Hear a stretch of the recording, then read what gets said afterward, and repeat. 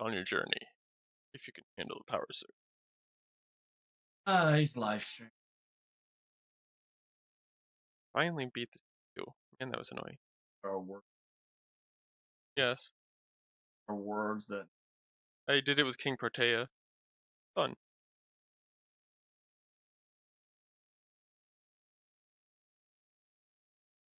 Christmas You last mean year, and Filthy Frank? no, Joji. Yes, Filthy Frank. Okay, I Yes. don't know who. I'm so lost now. No, Have you seen those memes of my parents, but it's, Bane from Batman with lead poisoning, and then me, a millennial, with microplastics, and the guy in the pink suit? no. Oh, okay, I'll find it for you. I'm talking about this thing that my Are parents you bought talking me about that Pink Guy? clips on the edge of my pants so I can drain it.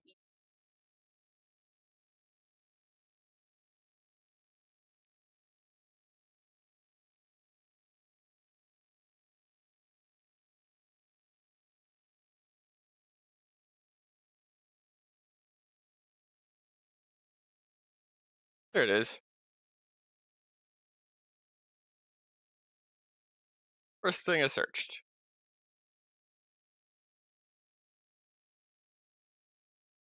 Yes. Yeah, probably. Filthy Frank is the guy in the pink suit.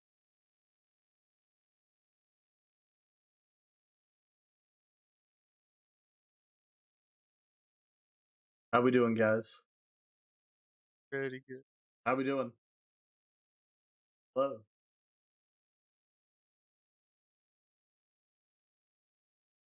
Not bad, just using CAD's song request as my. Ah.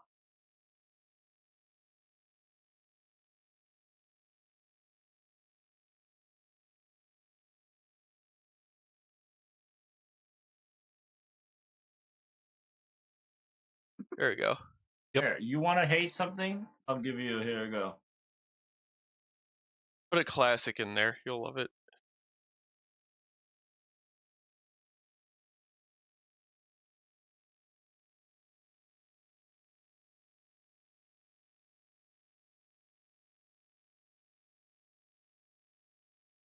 But is it the rock version?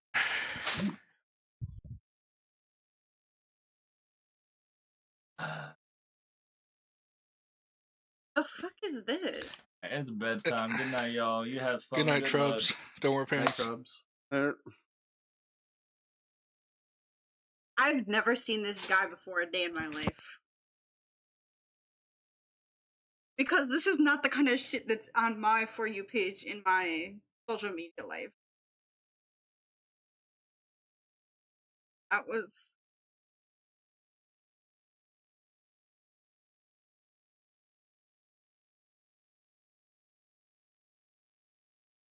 How is something 1 million higher than 5.5? Well, 55.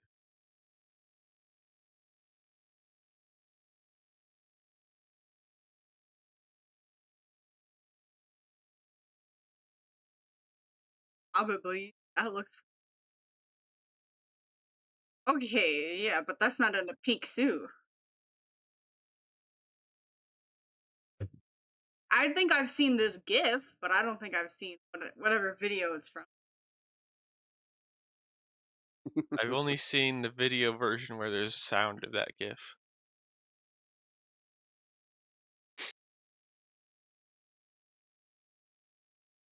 Yep. Where do you put it? uh,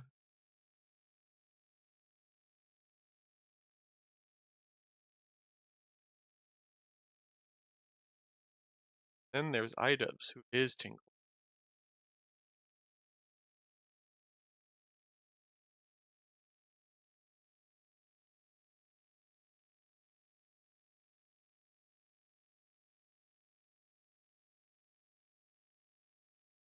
Damn. And then he faded into irreverent. Yeah, irreverent. Yeah, irrelevant. I hate.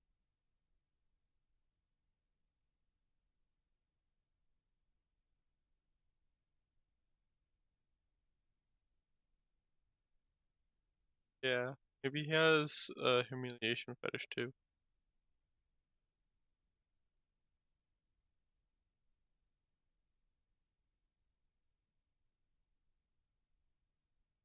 Fun. Have fun. Enjoy the cover. Hello. How's it going, guys? We are on a, what is it, 7-stream streak of beating the bot.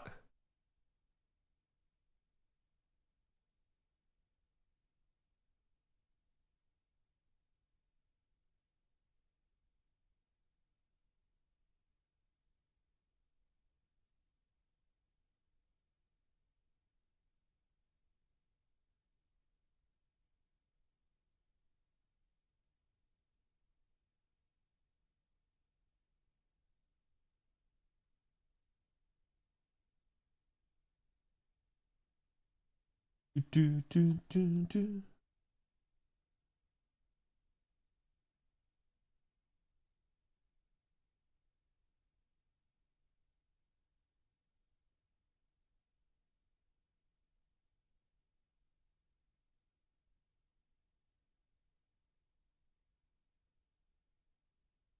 Let me grab yesterday's art for the tweet.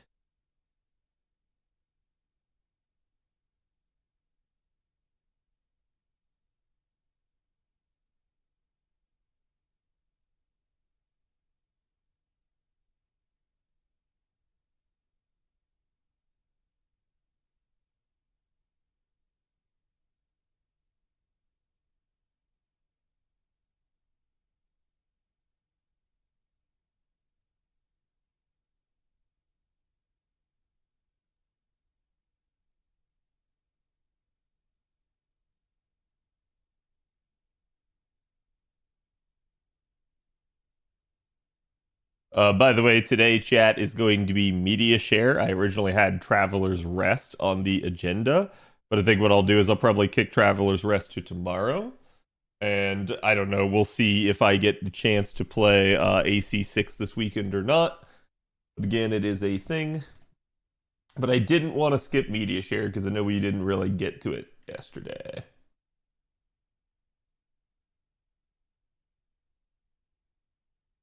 Okay. The tweet is live. Do me that favor, chat. You guys know the drill. Go give a little bit of help to me. Again, the interaction, especially early in a tweet's life, definitely helps it trend. Let me see. There's today's art. Okay.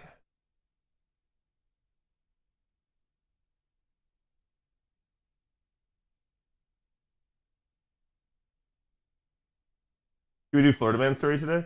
Probably not.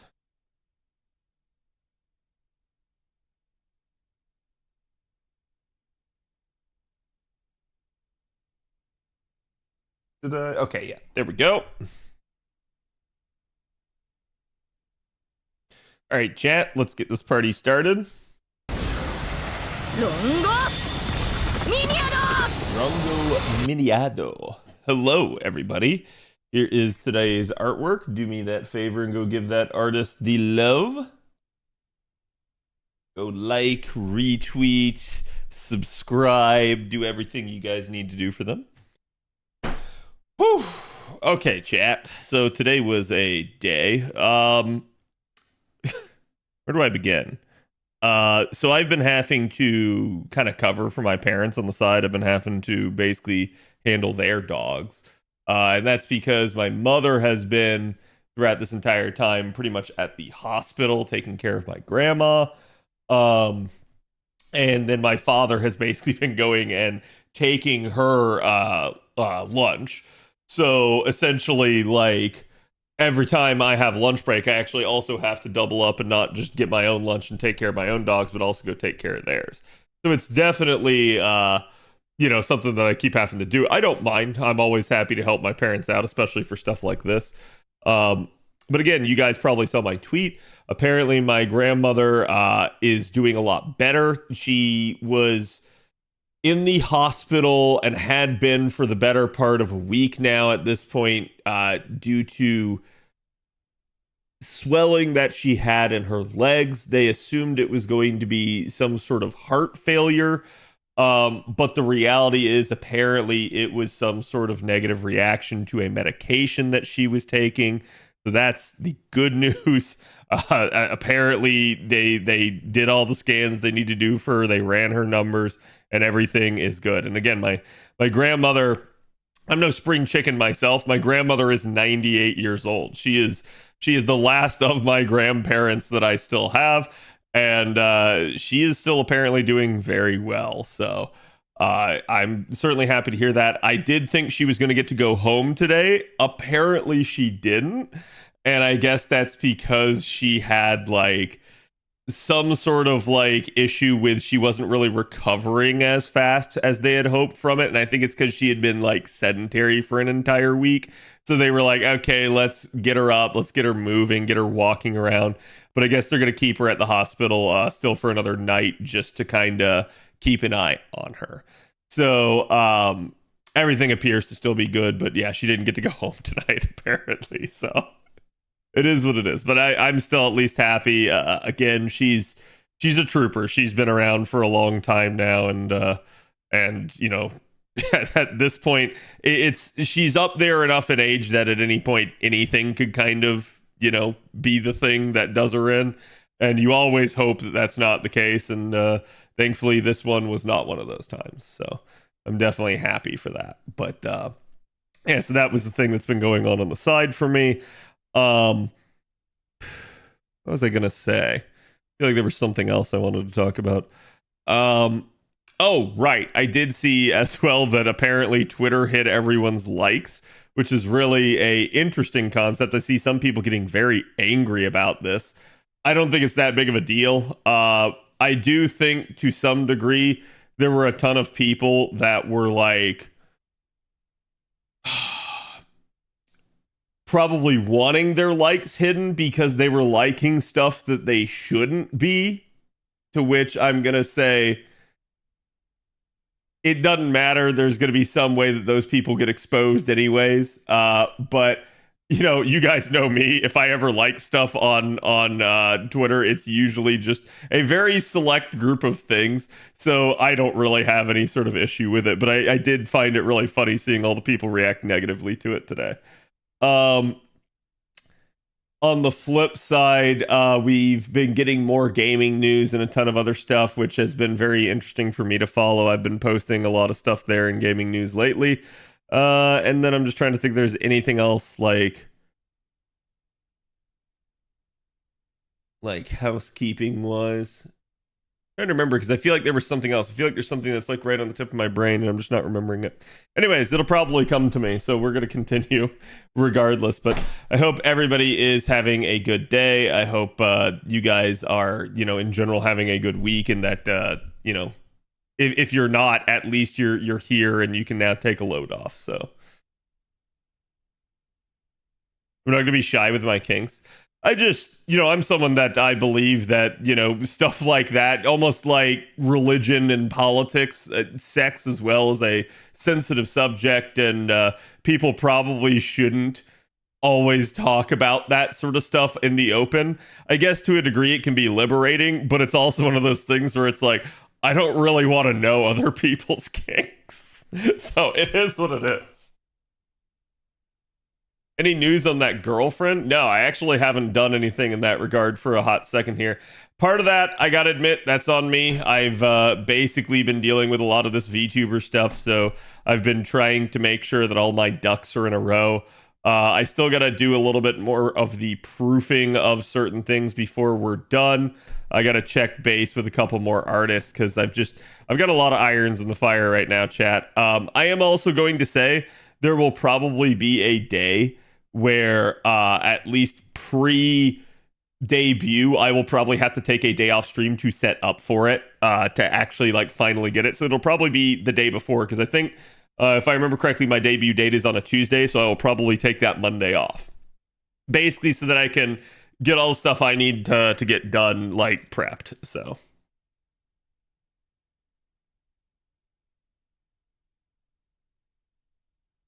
Just been chilling, not trying to forget that Sunday is Father's Day. Oh, thank you for that reminder. I did forget that already. And in that regard, you know, I'm planning to do D&D with the boys basically Saturday this week because we do have Father's Day on Sunday. I have no idea what my parents will want to do for that day, but I may be around. You may get a cheeky stream out of me, or I may just decide to take the day off after all. It'll just depend. I just have no idea really what the plans will be for that day. Cad, you're a dog father, you're included. Right, and in that regard, no one's going to get me a present because I don't have any kids and my siblings don't view me as a father, so it is what it is. But I'm going to say, even if I can think of myself as one, it's not necessarily something that I need to do. It's just something that I can do. Okay, there we go.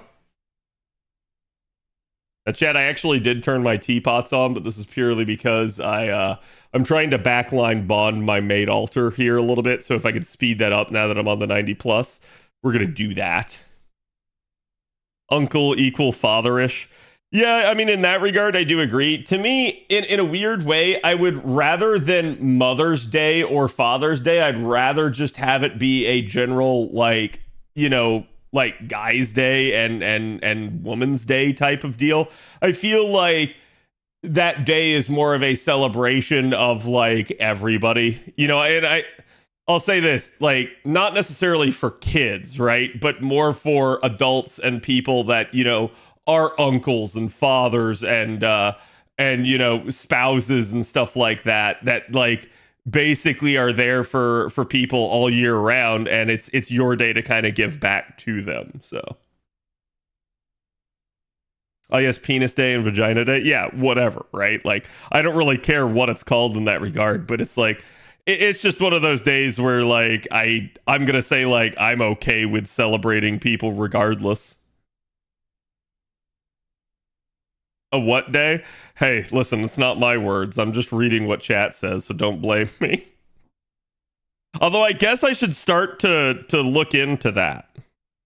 I should start to be like, hey, do I need to be concerned with my decor on stream and like how I'm conducting myself since I'm going to become a VTuber? Do I need to be better now, chat? Do I need to hold myself to a higher standard? I'm just curious as to what you guys think.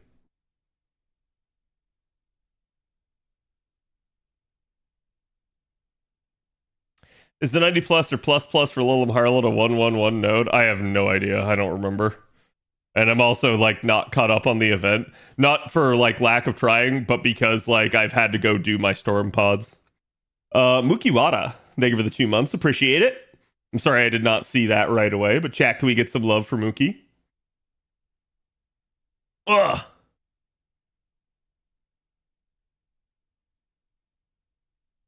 You're fine the way you are, just do you. Right. But so chat, like, you guys know, this is no like secret at this point that I'm gonna become a night VTuber. And when I say night, I don't mean like nighttime, I mean like night. Okay. So in that regard, I think, you know, I really hope this does enough. I haven't actually tested this comp, but we shall see. So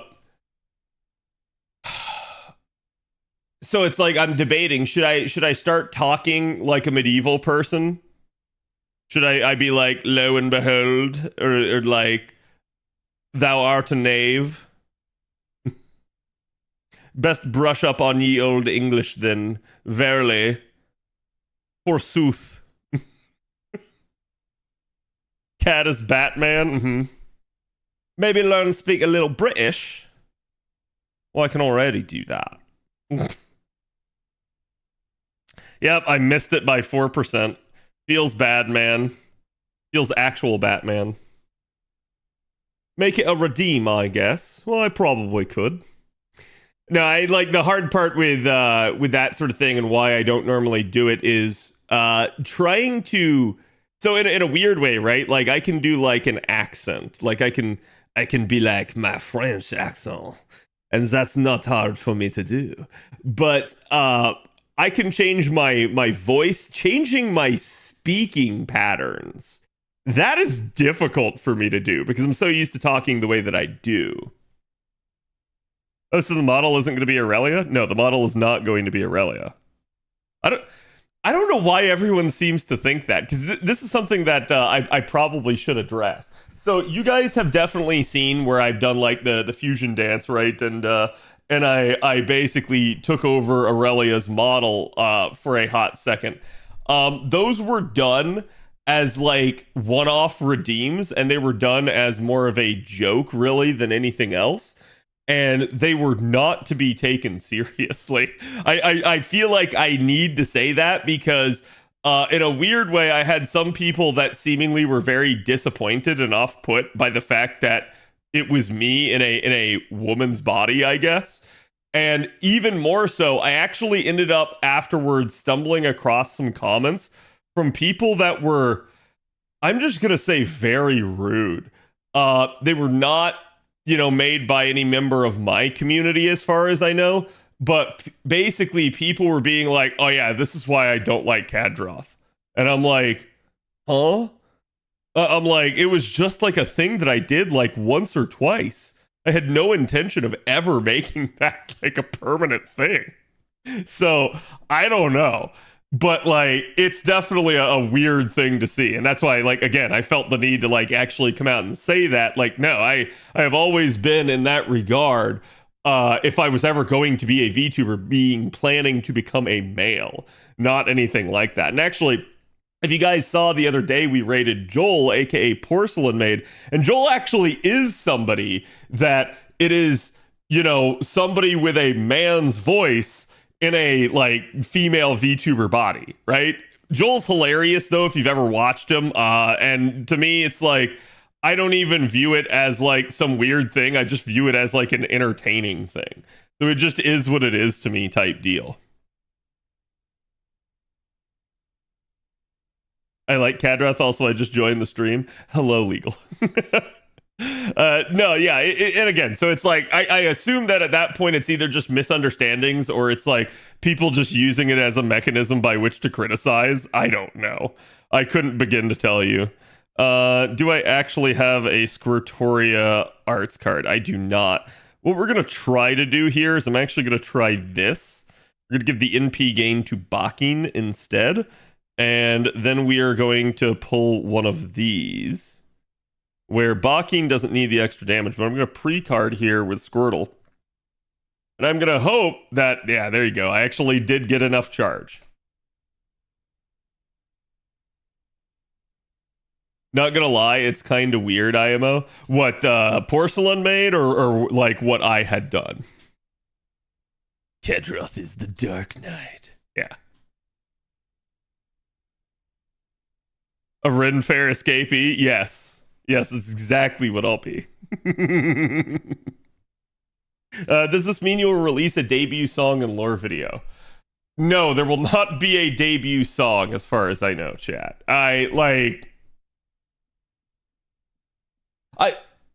Do VTubers actually like get a song commissioned for their debut, or is it them singing a song, like them putting out a cover or something like that? Because like I can surely like karaoke to something, but don't ask me to come up with my own damn song. It's not gonna happen, chat. I'm just gonna tell you that. Some do sing, yeah, and like I sing all the time on stream with you guys, so that's not a like rare thing for me to do. But I'm gonna say just enjoy it while it lasts for the brief second that it does, because while I feel like I do have some capacity to sing, one, I don't have the lung capacity to do it long term, and two, I feel like if I do it long enough, my voice will just crack and I'll embarrass myself. You think VTubers make their own songs? I think some do. I do think the majority probably don't, and they're either doing a cover of an already existing song, or they have somebody that's writing for them. You sing? Chat, have you like not been here in stream? It just so happens that a lot of them are good. Yeah. Just sing it one-winged ayaya. I can do that. Estrons interis. God, what's the next lyric? It's like viheme, or I don't remember the Latin. God damn it.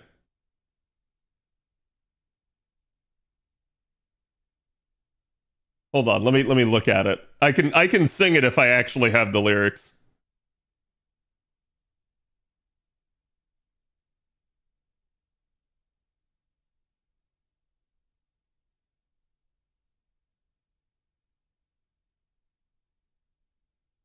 Estrans interis irrevementi ayaya.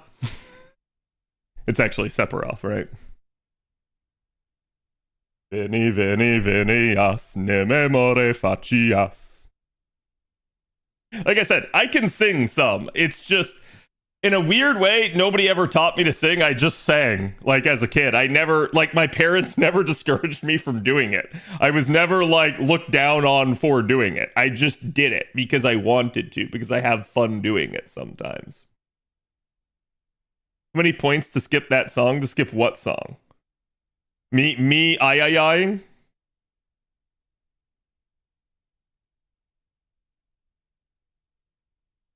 Okay. Oh, the I well, it didn't matter. That song got skipped anyways. Right into another Rammstein song. I don't remember you singing ever. Chat, it definitely happens. I know for like on the YouTube side of things, it probably seems way weirder. Like I bet you guys don't notice it sometimes because I'm just singing along to the actual song that's on. But then I bet on the YouTube side, and I apologize for this, YouTubers, because you guys don't hear the music. It probably just sounds really weird when I suddenly break out into song. Straight up. Because there's just nothing else going on, and all of a sudden I just start singing. So, like, I have had that thought before and been like, man, I should probably not do that. You two getting the real schizo experience, exactly. But yeah, usually if you hear me break out in song YouTube, it's just because I'm singing along with whatever is on song request on the Twitch side of things. That's all. That's all it is, I assure you. Okay, how am I gonna do this? I got the one card and we don't have Mighty Chain yet, so we're gonna try by pre-carding with a Castoria Arts card. And that is enough, thank God. I have no memory of you singing, so either I was not here for it or it was so awful I blocked it from my memory. We'll just assume it's the latter, because I feel like you've definitely been here enough that you should have heard it. Are you thinking of doing streaming highlights after the debut? What do you mean by streaming highlights? Like you mean like releasing like highlights of the debut? Because that could certainly be a thing. With regards to, and I'll address this because chat asked two things. They asked if I was going to be, releasing a song or if I was going to be releasing a like lore video. I addressed the song because that one was like, what the hell, is that actually a thing? And I didn't realize it. Which again, like I can see some VTubers being that because some VTubers are quote unquote musicians and or singers, right? But with regards to a lore video, I am currently getting one made. I have no idea if it will be done in time for the debut, and I didn't feel like, because of the sort of fluctuating nature of it, I didn't want to like have the pressure like kind of on the debut for that. So if it gets done in time, it'll be there. If it doesn't, it won't. And I'll just say then at that point, the lore video will come out at a later date. Either way, I do plan to have some lore for you, okay? So just rest assured, you just might not have a video for the debut. I have heard you sing, so I'm not sure why others haven't. Right? I will say this, though, chat. If you want me to sing a song, you have to song request something that I actually know the lyrics to and would sing. For instance, while I have heard many a Rammstein song, I can't speak German for shit, so I'm gonna just go ahead and tell you that it's just not one that I could sing to. And in that regard, there's plenty of actual normal songs that I could. It's just, you know, again, if it's something that I'm familiar with, I might. If it's something that I'm not going to. God damn it, I saw what you just requested, Jay. And yes, I can sing that. I'll go ahead and bump that up to the top. Did you sing Boston? Depending on the song, yes. And depending on the song, I have sung Boston. After debuting, will your YouTube videos be human or avatar? Probably avatar. Probably. I say that, but I don't know that I can say it for everything. All right, I gotta turn this up, chat.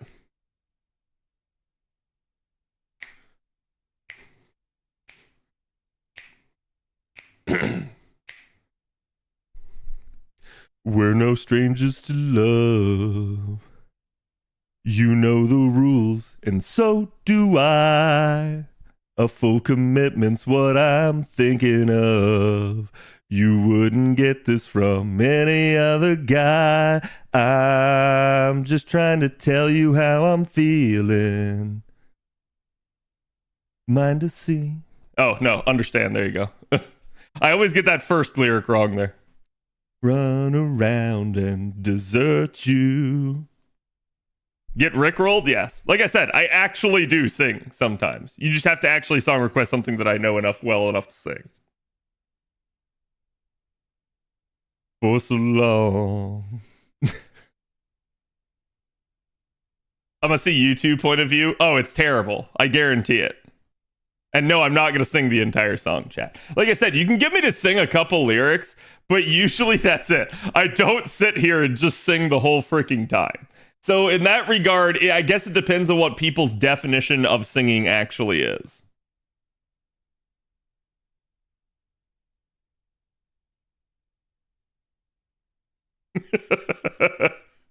Karaoke stream.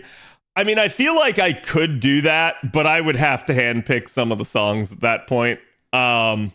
It's not impossible for me to do, and my voice certainly sounds better singing certain songs than other ones. Right, Chad? Have you ever heard like a singer sing a certain song and you're like, God, they just sound awful at it? And it's usually like if they're doing a cover of something. And it's usually because, like, again, a professional artist, their voice has a distinct sound. Their voice works a lot better for certain sounds more than others. So that's why. Like, if you ever hear them do a cover, sometimes it really works, sometimes it really doesn't. Would you sing new TikTok songs that are trending if we provide lyric source? Maybe? Yeah. That sounds weird. That sounds like a trap too. So I don't know how I feel about that. That's me whenever I sing out loud. Exactly.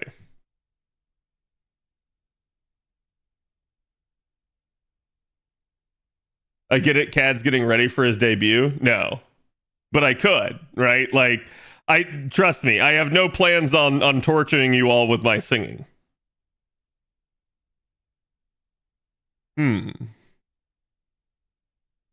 Have confidence? It's not necessarily a confidence issue, I would say. It's more just me being aware of my overall, like, capabilities and talent level, right? I don't think I'm a terrible singer, but there's definitely things that, like, again, like, if you get me to sing the entirety of the Rick Astley song, my voice is probably going to crack at some point. Because, like, especially with certain high notes, I can't hit them. My voice just cannot go that high. And because I don't have any formal singing training, I have no idea what you're supposed to do. I guess go low instead of go high. I don't know. Will there be a redeem to switch between IRL and VTuber? Absolutely not. And the reason for that is because of the, like, difficulty of actually setting that up. And if you've ever noticed, most of the time when you see a person doing a VTuber stream one stream, then they'll do like a live stream the next, Usually that's why. It's because they're actually like not wanting to have to toggle all that stuff on in the middle of a stream.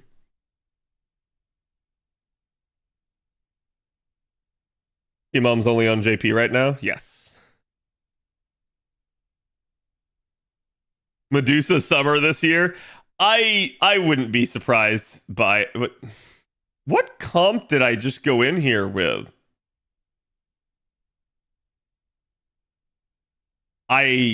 Okay, chat.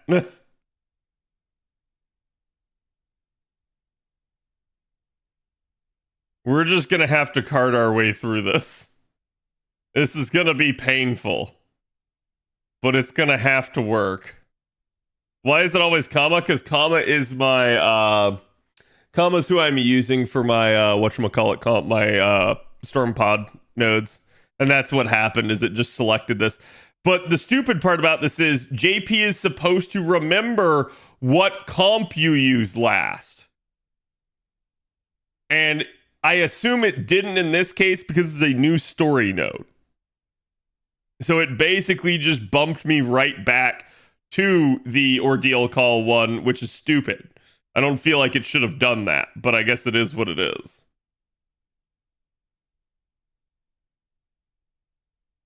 You know what? Let's take out the top wave.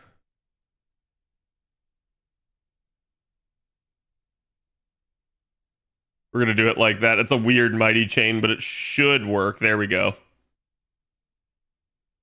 Oh, wait. Why did it go? Oh, God. I swear.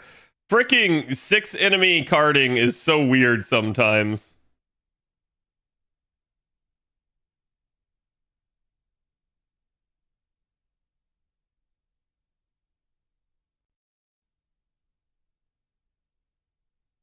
We're going to do it like that. Because I got to get rid of the archers.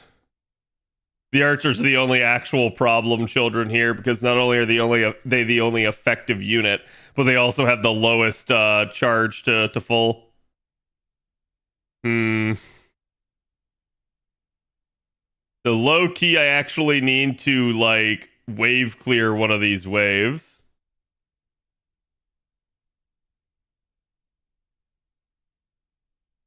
So I think what I'm gonna do is I'm just gonna go ahead and pop some buffs here. This low key turning into a challenge. Not because it actually is, but just because I'm gonna have issues otherwise. Kind of needs to go like that, and I really need that crit. What are the faces on the cards? Yeah, so they're like a bonus buff. It's random somewhat, and you can see that like they don't always show up on every card.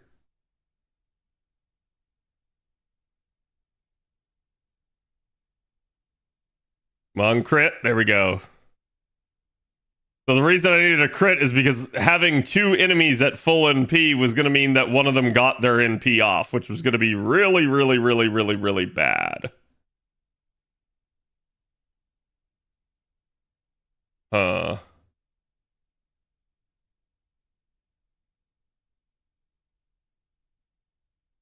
going to do it like that. I'm not going to go with the mighty chain.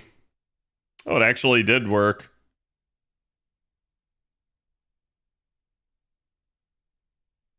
I like how Black Grail's just slowly killing Kama. Okay, Kama.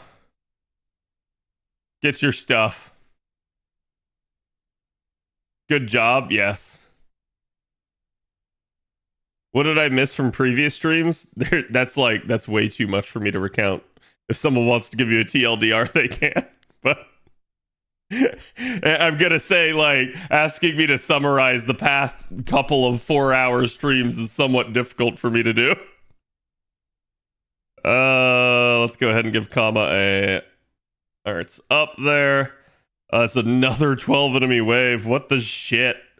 If this were Beast Ubu, this would actually be fairly easy, but nobody here is really damage bonus, nor do I have the damage bonus CE on.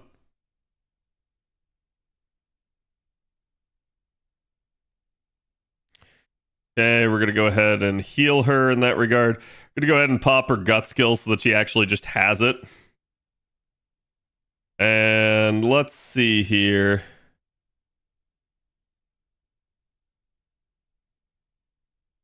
We're gonna do it like that. Basically, we're gonna pre-card the NP, then we're gonna let the NP take the archer there, and then we're going to should crit card the last one there. One of those weeks then. Yeah, I mean, I've been doing a lot. We've been covering a lot of the anniversary stuff, so that's the biggest thing. And we're going to be continuing on with the strengthening quests that come out with anniversary here. Basically, I'm going to do a video for each one of these things, and then let's see. Tomorrow I will probably aim to do we'll start the actual unit reviews for anniversary. So like Arcuid and Shufu will be up on the chopping block in that sense. You know what? Now we actually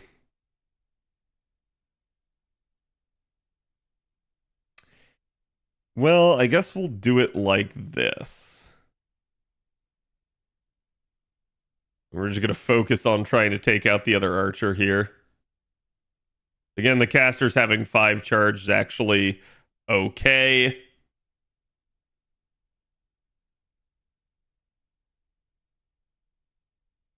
Castoria is slowly getting chipped away at, which is not good.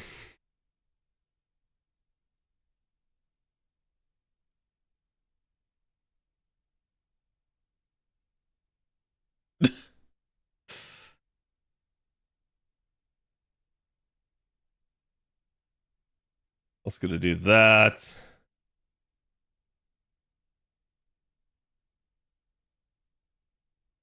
Now we've got a little bit too many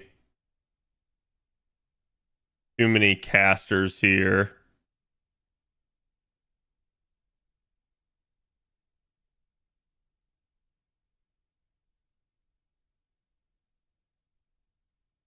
We're going to try it like that. Basically, take out one of the casters again. Try to let Kama actually have some breathing room. But the real problem is I'm probably likely to leave still 2 casters alive out of a potential 4 enemies. So if they hard focus Kama, she could be in trouble.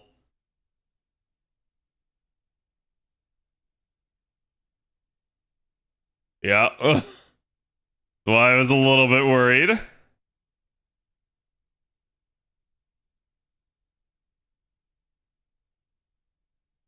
Okay, I do actually have a bride card. We don't have a buster card this time around, unfortunately. I think we're gonna do something like this.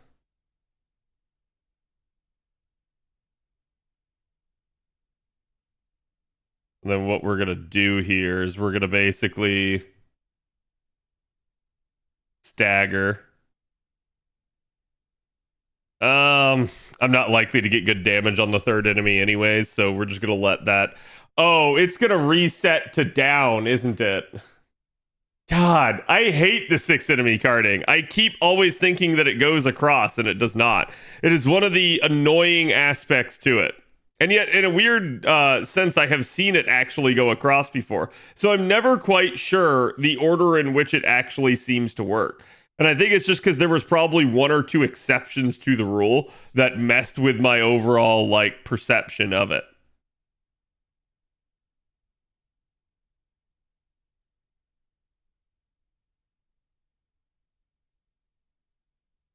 Okay, let's do that, that, and that. And we're going to hope that Bride at least takes one of those casters out.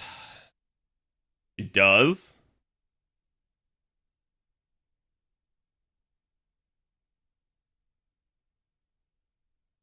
Thankfully, she'll get quite a bit of healing back off of that. We could Mighty Chain this, but there's actually probably no need. It should be enough that I can just simply card it out. Yep.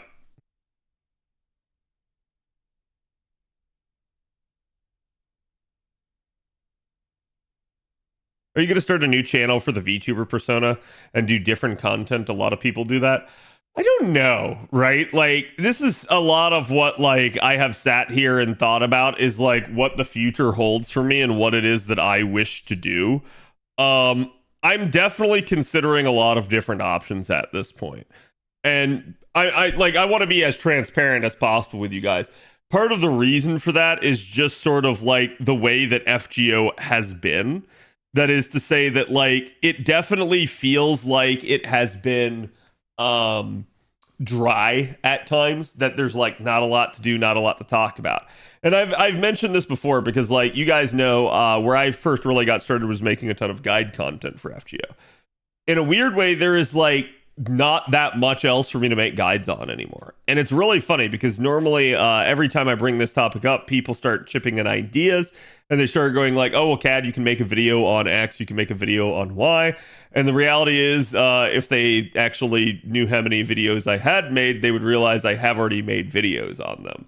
And then the next question usually is, well, do you need to remake them? And the answer is actually no, they're still largely good. There's like maybe one or two videos I could stand to remake, but outside of that, the majority of them are still 100% accurate and hold true to this day, because it's not like FGO's mechanics actually change very much.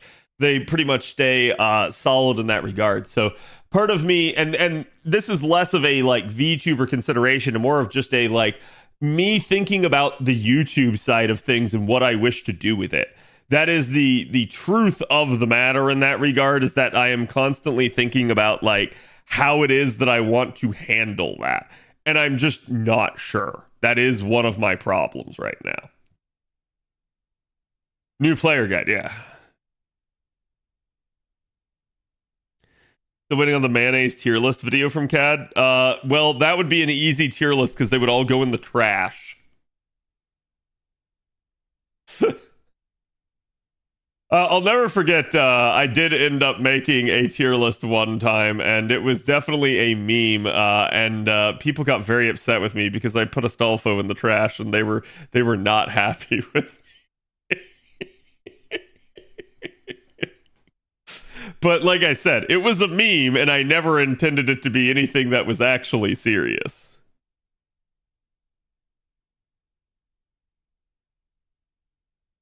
Feet tier list? I have done stuff like that before, but rather than it being a tier list, it is just like me actually attempting to guess like everybody's what was it, feet. And then because people were starting to say that I had like some sort of foot fetish, I was like, hold on. I was like, we only did this because of the actual event. I'm like, in reality, and I do want to make this clear, chat. Again, like I said, to me, it's not necessarily my place to talk about fetishes, right? But I don't find feet attractive. Like, I can't say this enough, but in a weird way, feet are just like utterly disgusting to me. So I think part of it is just because, like, for most people, they smell, they get dirty, all that sort of stuff, and it's like I don't know why people find that attractive, right? Like, I'm gonna say, I guess, to each their own. And who am I to judge you if you like feet? But like, it's not a thing for me. And so to prove this, I went on and I said, look, here's how many people we got wrong on the feet, guessing list. And then I said, let's do it for the boob guessing list. And I got so many more right. And that was with the mods attempting to make it as hard as possible. And I got so many more correct. So that one, there were very few that I got wrong. And I told everyone, I'm like, see, you can tell I'm a boob guy. It's what I stare at. That Mandricardo on the boob list. Yeah, there was one that you guys were really dickish on. I think it was Mandricardo. And was that the one that I actually got? There was one that I definitely got, and there was one that like I absolutely should have gotten and I didn't. Like, I got it completely wrong and I whiffed on it. You got Super Orion? Ah, yeah. Uh-oh, chat. Looks like we have to actually spin down some QP. How do I want to do this? There's somebody that's not max level on JP at the moment. I don't have any Archer Embers. I guess I have Rider Embers.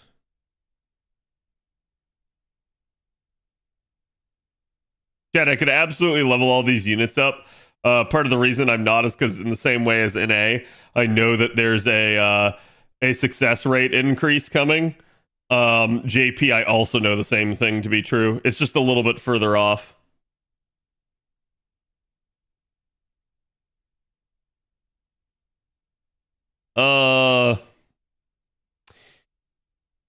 Let's not burn the copies of Da Vinci because I don't know what the heck I'm gonna need for that, but oh wait, hold on, that's skilling.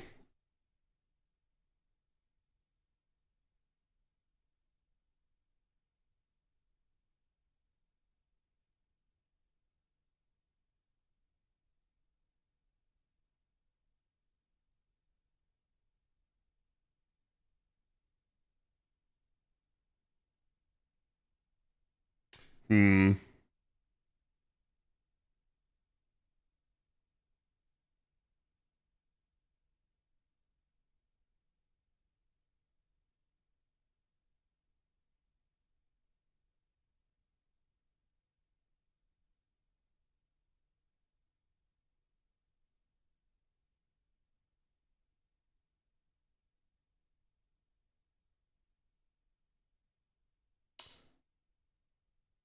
I think it was Sugitani that I just unlocked the extra pin for.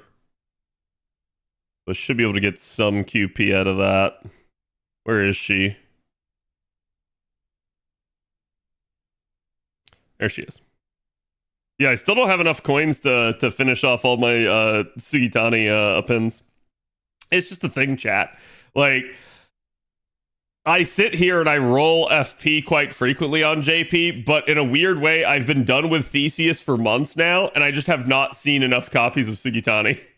So, like, I am still waiting, and this is including some of the copies that I got from the session rolling Draco. So, like, I believe, like, let's see, it's 15 per, and I'm at 85. So, I'm at least 3 copies away from actually having enough to get her. Is the new sniper chick good? She's okay. Like, I think performance-wise, the biggest thing that she really lacks is actual charge. But otherwise, I don't think she's bad by any means. All right, I don't remember how much this QP amount was for. Was it 10 million or was it 5 million? Please be 5. Damn it. It's 6. Okay. This is going to require me actually, like, utilizing a skill upgrade for someone, which I can definitely do. There's got to be somebody that I haven't worked on yet.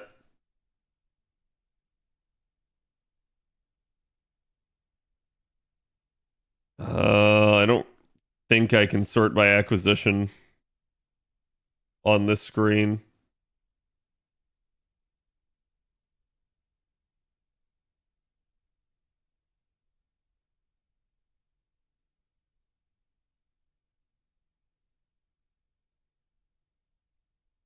Oh, wait, I'm filtered to Berserkers. There we go.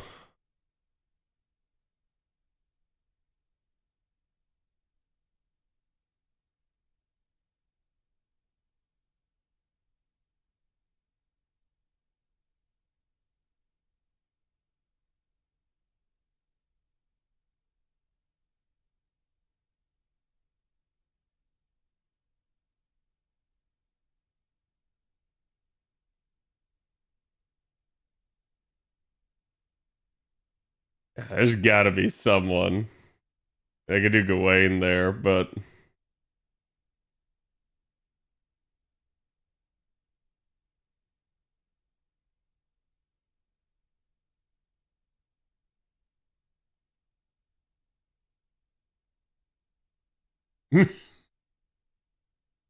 Ah, there we go.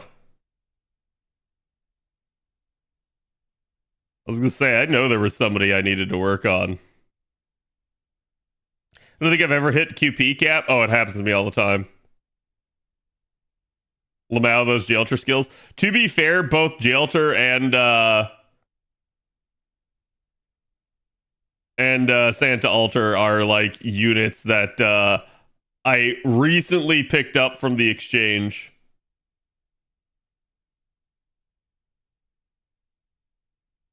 This is the upgraded skill, which didn't this one get the charge?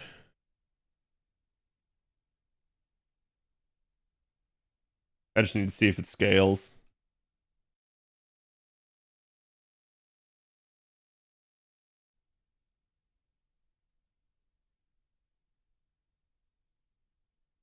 No, it is flat.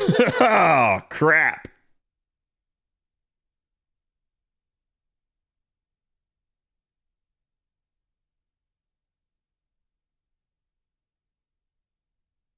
Whatever.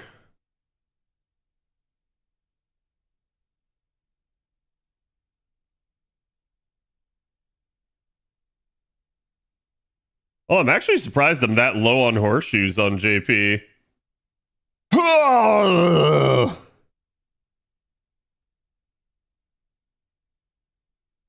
You see how it is, chat? This is why I don't have Dragon Reverse scales. All right, that should be enough to offset the QP issue for a while.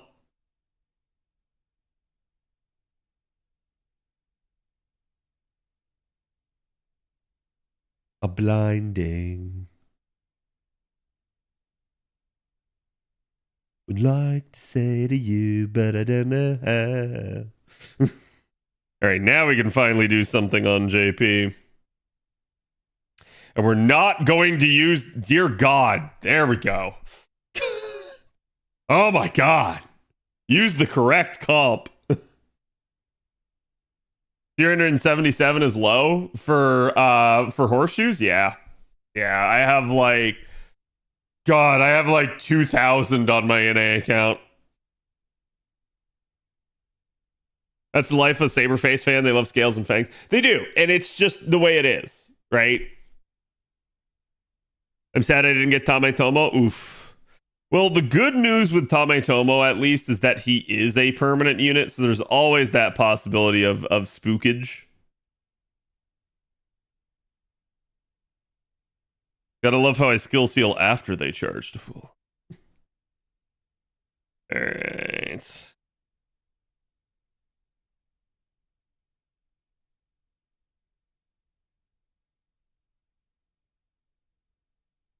You know what? Just on the off chance of failure, go ahead and give her the guts. But we should be okay-ish.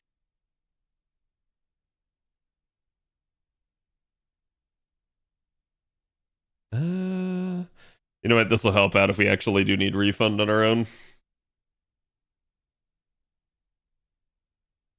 Okay, how about a stream of chatting while spending all the friend points and burning them for mana prisms?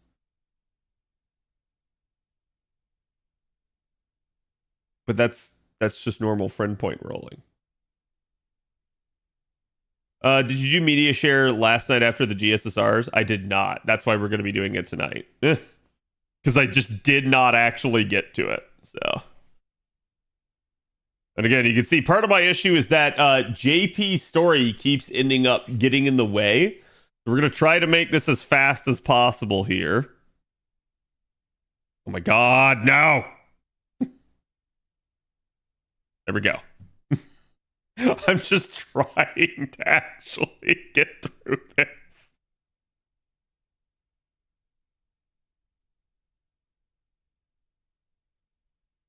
There we go. All right, now we have the 70 node at least, which I think I have to get more missions done for the next one, but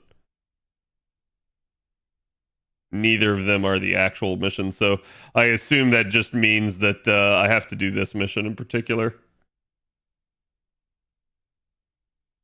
And you can see you level up the little buffs just from completing missions.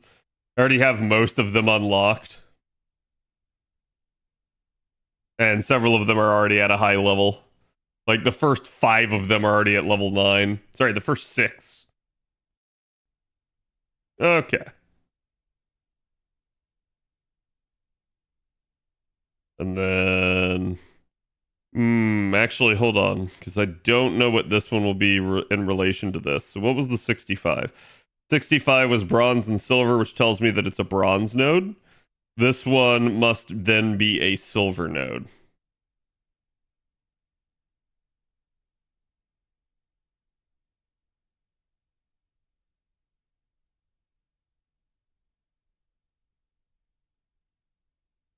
We'll let that be a thing for a second.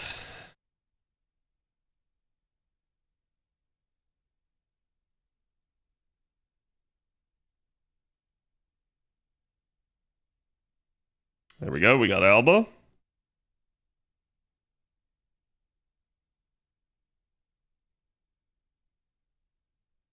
Still enough party cost. I could actually switch MASH, so let's do that. Should be able to fit a 3-star.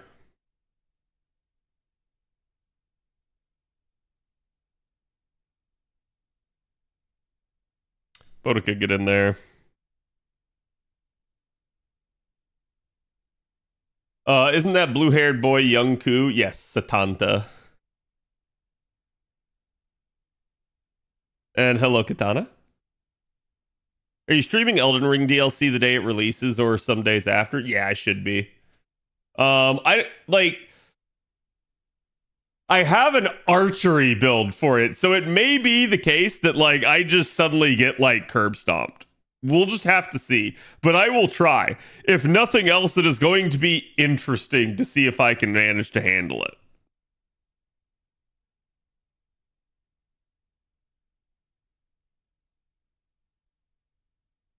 Because a little bit one of the issues with the archery build is that, while it is strong, it sort of is glass cannon, and I very much need the time to actually be able to like open up and rain down hell on the enemy. If I don't have that, enemies pancake me really fast. Tomatomo is so cool, he looks like a freaking Gundam. He is. Tomatomo is such a like, he's a unit that I love the design for. I think he's badass. I think he's cool. And I just absolutely wish his gameplay were better. He's not bad in the sense of being unusable. He's just bad in the sense of like, they have left him behind in terms of damage. They released him functionally without an NP interlude. And that is like their gravest sin that they dared commit against him. I only need 4-star foes to finish my Castoria. Nice. Or do you mean 4 golden foes? Which is also nice. I'm actually not sure where I'm at in golden foes on my NA account. I think I'm partway through MHX, which means that I only have like her and then Mixa to go, and my entire like Saberface only lineup will actually be complete, which is really nice. Like that's something that I've been working on for a long time, and it's just kind of naturally going to happen. I didn't need to do that. I could have just done it with one card. And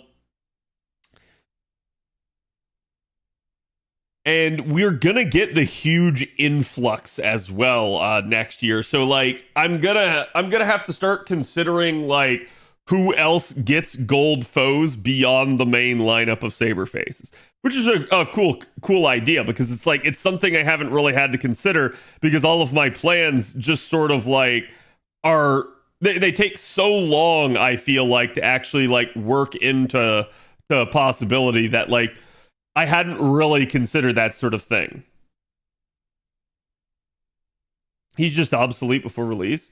Well, like I said, I don't think he's unusable. He's just like, there's basically, to me, there's almost no situation that you would take Tomatomo in that pretty much everybody is going to outdamage him. The big thing that to me he provides is sort of that ability to just pierce through stuff. But beyond that, I feel like, you know, one, you can get things like Invul and Pierce off of a craft essence and stuff like that. So it's not the end of the world. It's not the biggest deal. I do think, you know, again, he can still be a good addition to your roster depending on who you have. But the problem, I think, for a lot of people in Tomatomo's case is just that they have Ishtar or they have Gil. And if you have one of those two, they're just sort of the better overall solution than him. Obviously, Anning, since she's been grailed. No, I mean, I got a lot of other saber faces we got to go touch before that, right? God, this is such a weird status for my JP account to be in. I'm like almost even across like 3 of these materials.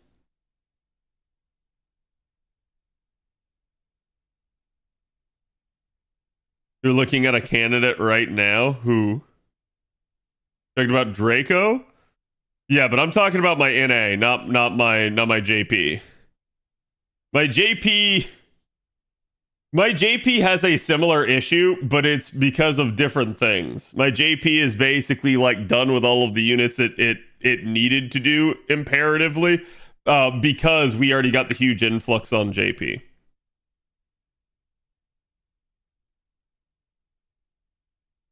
I feel this all the time on an A, yeah. But Bishtar gets a banner sometime soon in the next 3 years.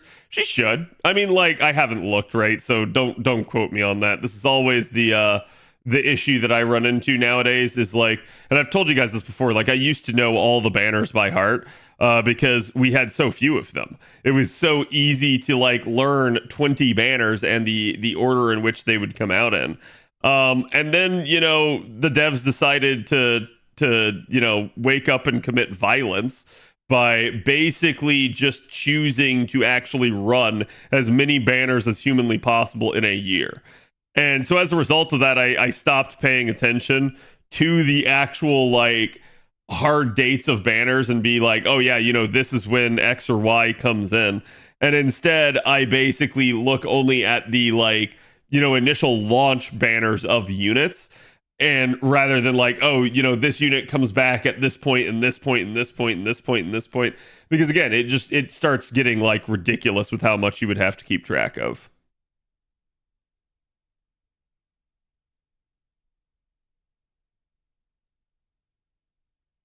All right, there we go. Go. What's the next event for NA? Technically summer, because we have the Oku main interlude. But like there's gonna be, and again, like I said, I feel like we're not getting the Oku main interlude before anniversary. There's the possibility that we do, but I feel like we won't. What the heck is this?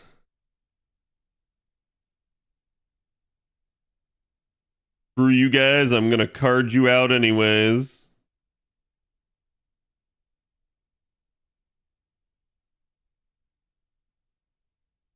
Okay.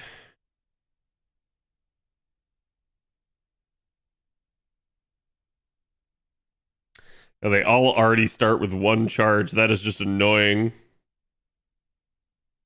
And to play Oku for the 9th time. It will be my 6th time playing it. I will have played it 3 times on every single server, which is just oof. Like I hate that, right? Like we should not have to do that.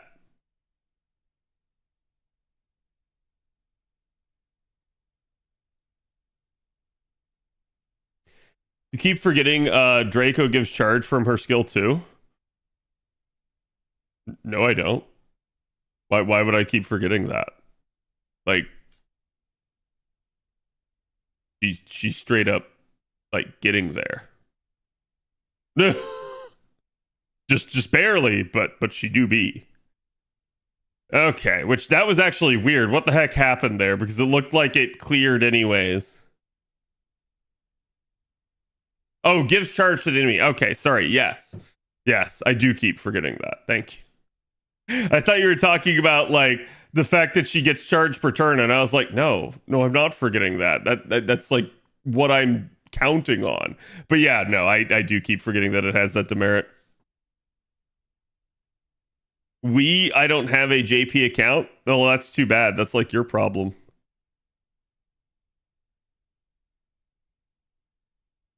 First time here, gonna nice, I hope. Nice. Oku's a little irritating to go through, not looking forward to it.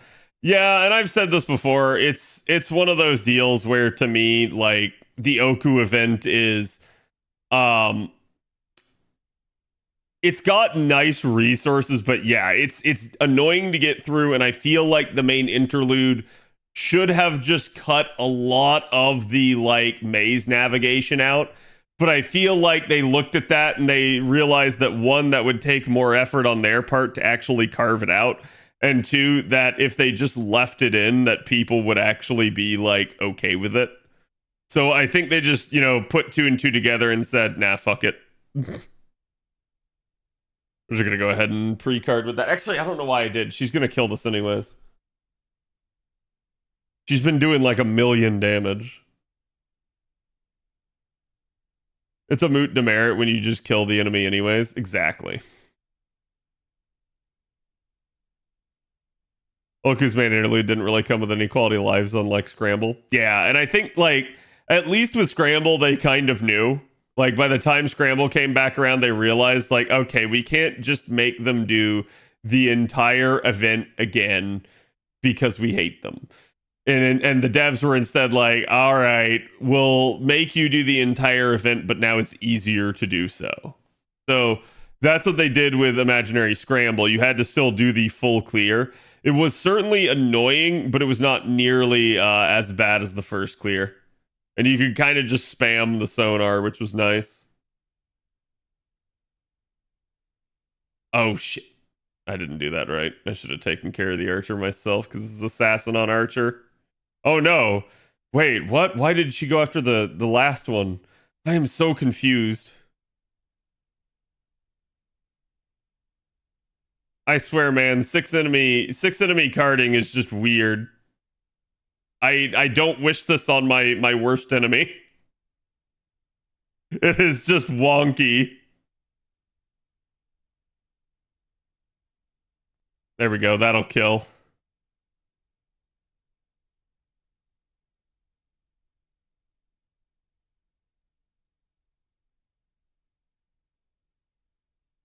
No time gates is nice. Yeah, you can basically just blitz your way right through it. Do you know if they switched out Assassin Shisho for Ruler Scotty in his main interlude? Wait, for who?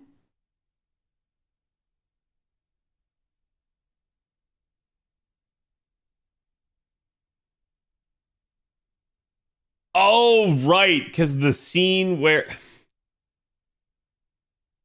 I don't think they did. I think they just left it as it was.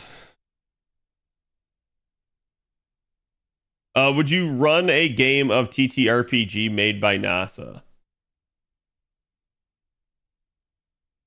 What do you mean by made by NASA? I feel like that's bait.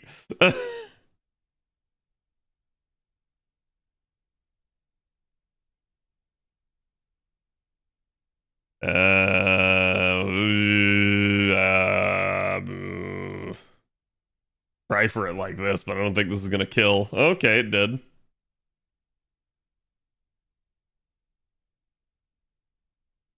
Not bad. She at least got the caster in the third slot there.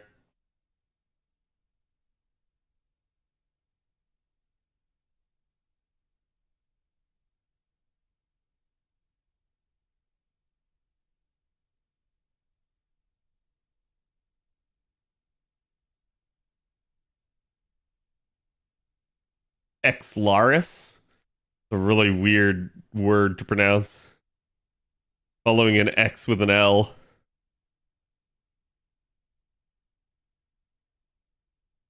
I think the weirdest part is that there's like a dragon and a satellite.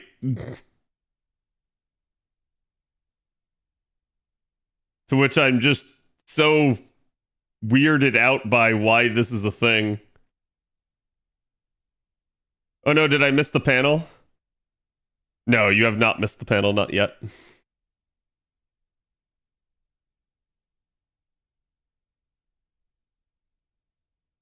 Did Re come this year again? Wait, hold on. I'm confused. What are you asking now?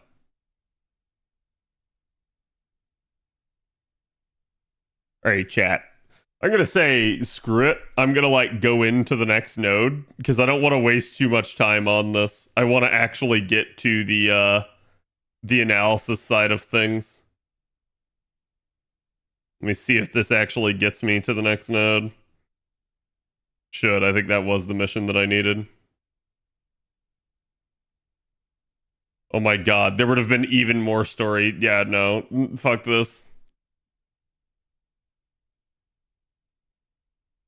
Here we go. We'll go right in. Because like I said, I want to actually like have enough time to do the analysis. And this is what keeps happening. The JP story just keeps going forever and ever and ever. Okay.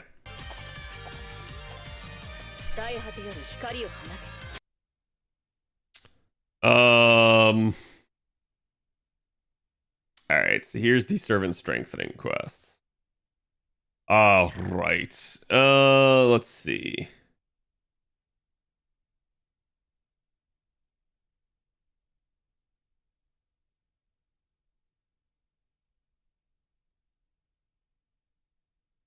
Yeah, I'm not gonna lie. This was like overall a very lackluster set of like strengthening quests. This is probably the worst set that they had done. And it's not like, oh, like maybe you like Void Cheeky or something like that, right? Like it's not like I'm calling the servants bad, just that like across the board, most of these were just like 4 stars and 3 stars. And so as a result, they didn't really hit any of the 5 stars. I'm okay with this, but I do feel like they should have just started doing 3 a day instead of 2 a day. And I feel like that would have made these a lot more hype. I feel like it would have actually allowed for a lot more possibilities. I see the skip. Okay.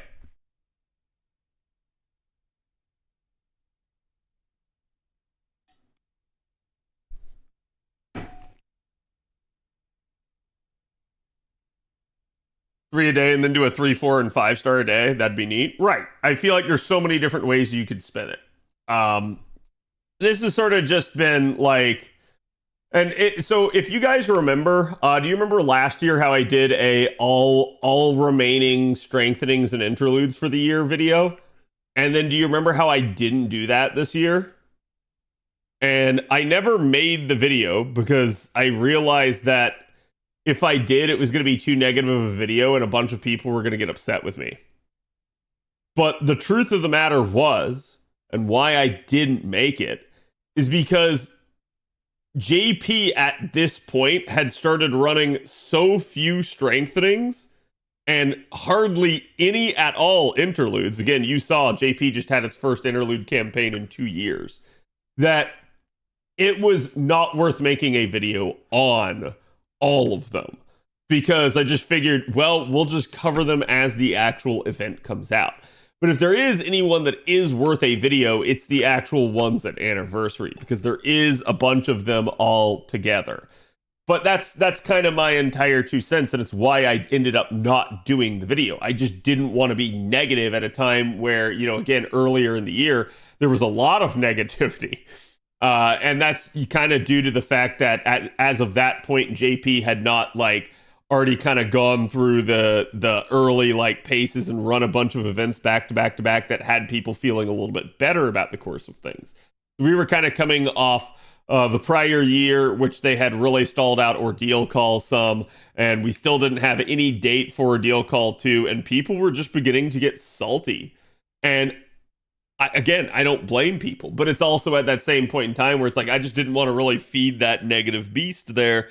And I just determined that rather than making an actual video talking about why I'm not going to make a video, I just figured I just wouldn't make it. And we could talk about it on stream, but I wasn't going to actually make the video. And I think still to this day, I think that was the right choice. I feel like, you know, again, people would have been like, you spent enough time talking about why you weren't going to make a video that you could have just made a video. So it is what it is. But again, you know, I'm going to say this sort of thing just happens. Okay, let me...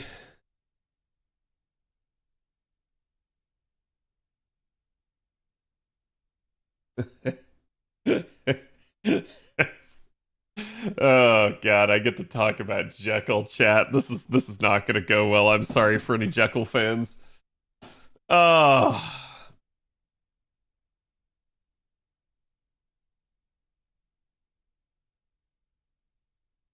Hey guys, my name's Khadroth, and today I'm going to be talking to you about the servant strengthening quests that are going to be coming up with NA's 7th anniversary this year. Now, usually what I had done in the past is I had actually made a video talking about all the strengthenings and interludes for a year, but kind of as of this year on forward, JP had been in a little bit of a lull where they really weren't doing a whole lot. In fact, JP just got its first interlude campaign in 2 years, pretty much. So that kind of tells you exactly how few they had been running. We do still always get the strengthenings at anniversary, though, so I did feel like it was a good idea to go ahead and make a video about these, since usually these can actually be some pretty game-changing ones and actually really hype. Now, I will say the batch that we're going to get for the 7th anniversary is not necessarily the best batch we've ever gotten. In that regard, I do feel like they maybe could have done some things a little bit better.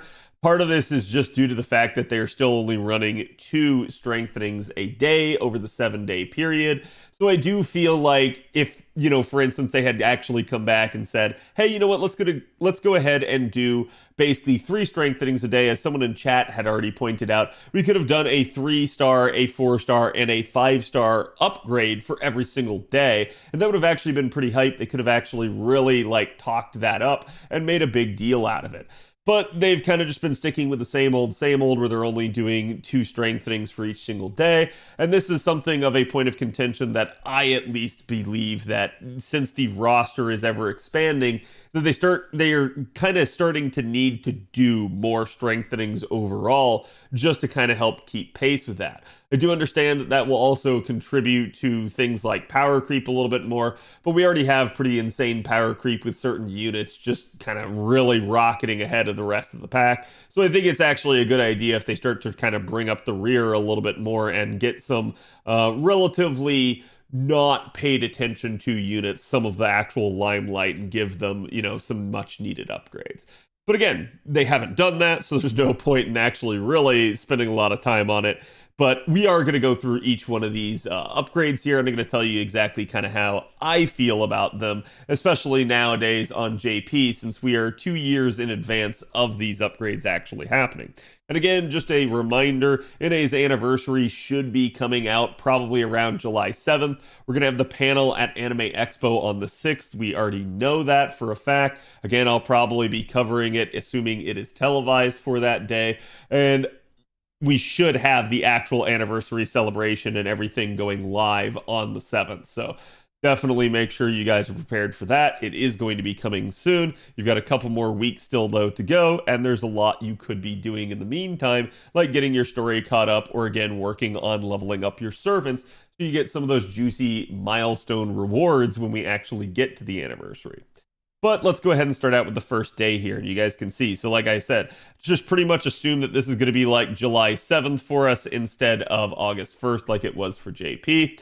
But basically, we start out with an upgrade to Vlad and Jekyll and Hyde. Now for Vlad, it's going to be the upgrade to his 2nd skill here. As you guys can see, it's just an upgrade from his normal military tactics.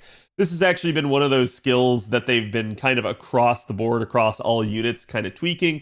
And this is because basic tactics just has some weird scaling where it's only going up to like a non-round number. So they actually end up coming back and using this to give Vlad extra a little bit more beefiness, a little bit more punch. As now he's going to upgrade the party's NP damage for 3 turns instead of just the 1. He's going to also increase the party's buster performance for 3 turns, giving another reason to level this skill up, both of which have now kind of changed their scaling as well to 20% instead of that 18% that you were seeing before. And then now he's also going to grant himself a debuff on defense buff for 5 attacks for 3 turns, which is basically that he will inflict defense down by 10% when an enemy hits him. So definitely a nice thing, since Vlad does have a taunt in his kit and is somewhat of a tanky unit. You can use this to your advantage to set up either his NP or someone else's, especially in a scenario where you know the enemy is going to be able to respond and get some hits off, like in a challenge environment.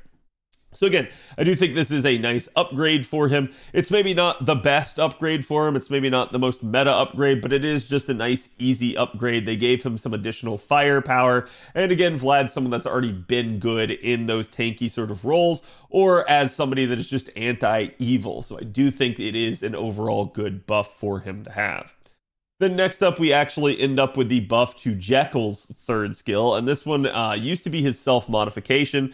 Now, remember the way that Jekyll actually works. So basically, Jekyll is going to transform into Hyde, and as a result, he's going to start out as an assassin, then get to his NP, use his NP, and transform into a berserker.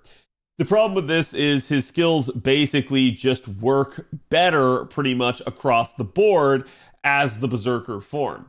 So in a weird way, Jekyll and Hyde have always needed a lot of love, a lot of work, because they have just been a very lackluster servant overall.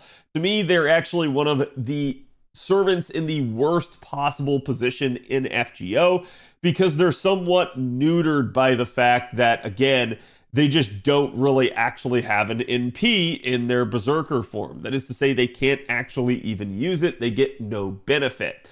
So to me, there's a lot of love that they need to sort of throw that way. But what they tried to do is they tried to come here and they tried to take the self-modification buff and actually change it into self-alteration, where now it will basically do the same things that it did before, but also just give 80% charge. The sort of weird aspect to this is it is on a low cooldown. It is entirely likely that you could get back to this, but it does nothing as Hyde. So again, the problem at play here is that you're just not going to have any sort of use for this skill in the actual berserker form. This is just meant to get you to the berserker form and allow you to get to that NP right away. You could obviously combine this with a mana loading skill that had been maxed out, but again, I don't really recommend using a lore on Jekyll, not until they actually do fix the overall functionality of this unit. Again, Jekyll and Hyde are not unusable. It's just one of those deals where basically they're kind of gimped a little bit. So if you are using them, you could be using a better option in most circumstances. And so the other downside to this is while it has no benefit in Hyde's form, the other weird issue is, again, that you kind of want to save a lot of these skills to be used in Hyde's form, because you can see he basically gains 15% crit damage already to begin with, but then if used as Hyde, gains an additional 35%. So it is much better to use a lot of Jekyll and Hyde skills as the actual berserker form, and this upgrade is incentivizing you to utilize it in the actual assassin form instead. So there is a sort of weird kind of, I'm not going to say tone deaf, but just sort of like odd application of this upgrade. I am going to say it kind of helps, as now you maybe don't need external help in some way, shape, or form to get him to the actual NP and get him into the berserker form. But again, I think, you know, for such a cool and interesting character, this is just a really, really kind of shame that they are in the state that they are in.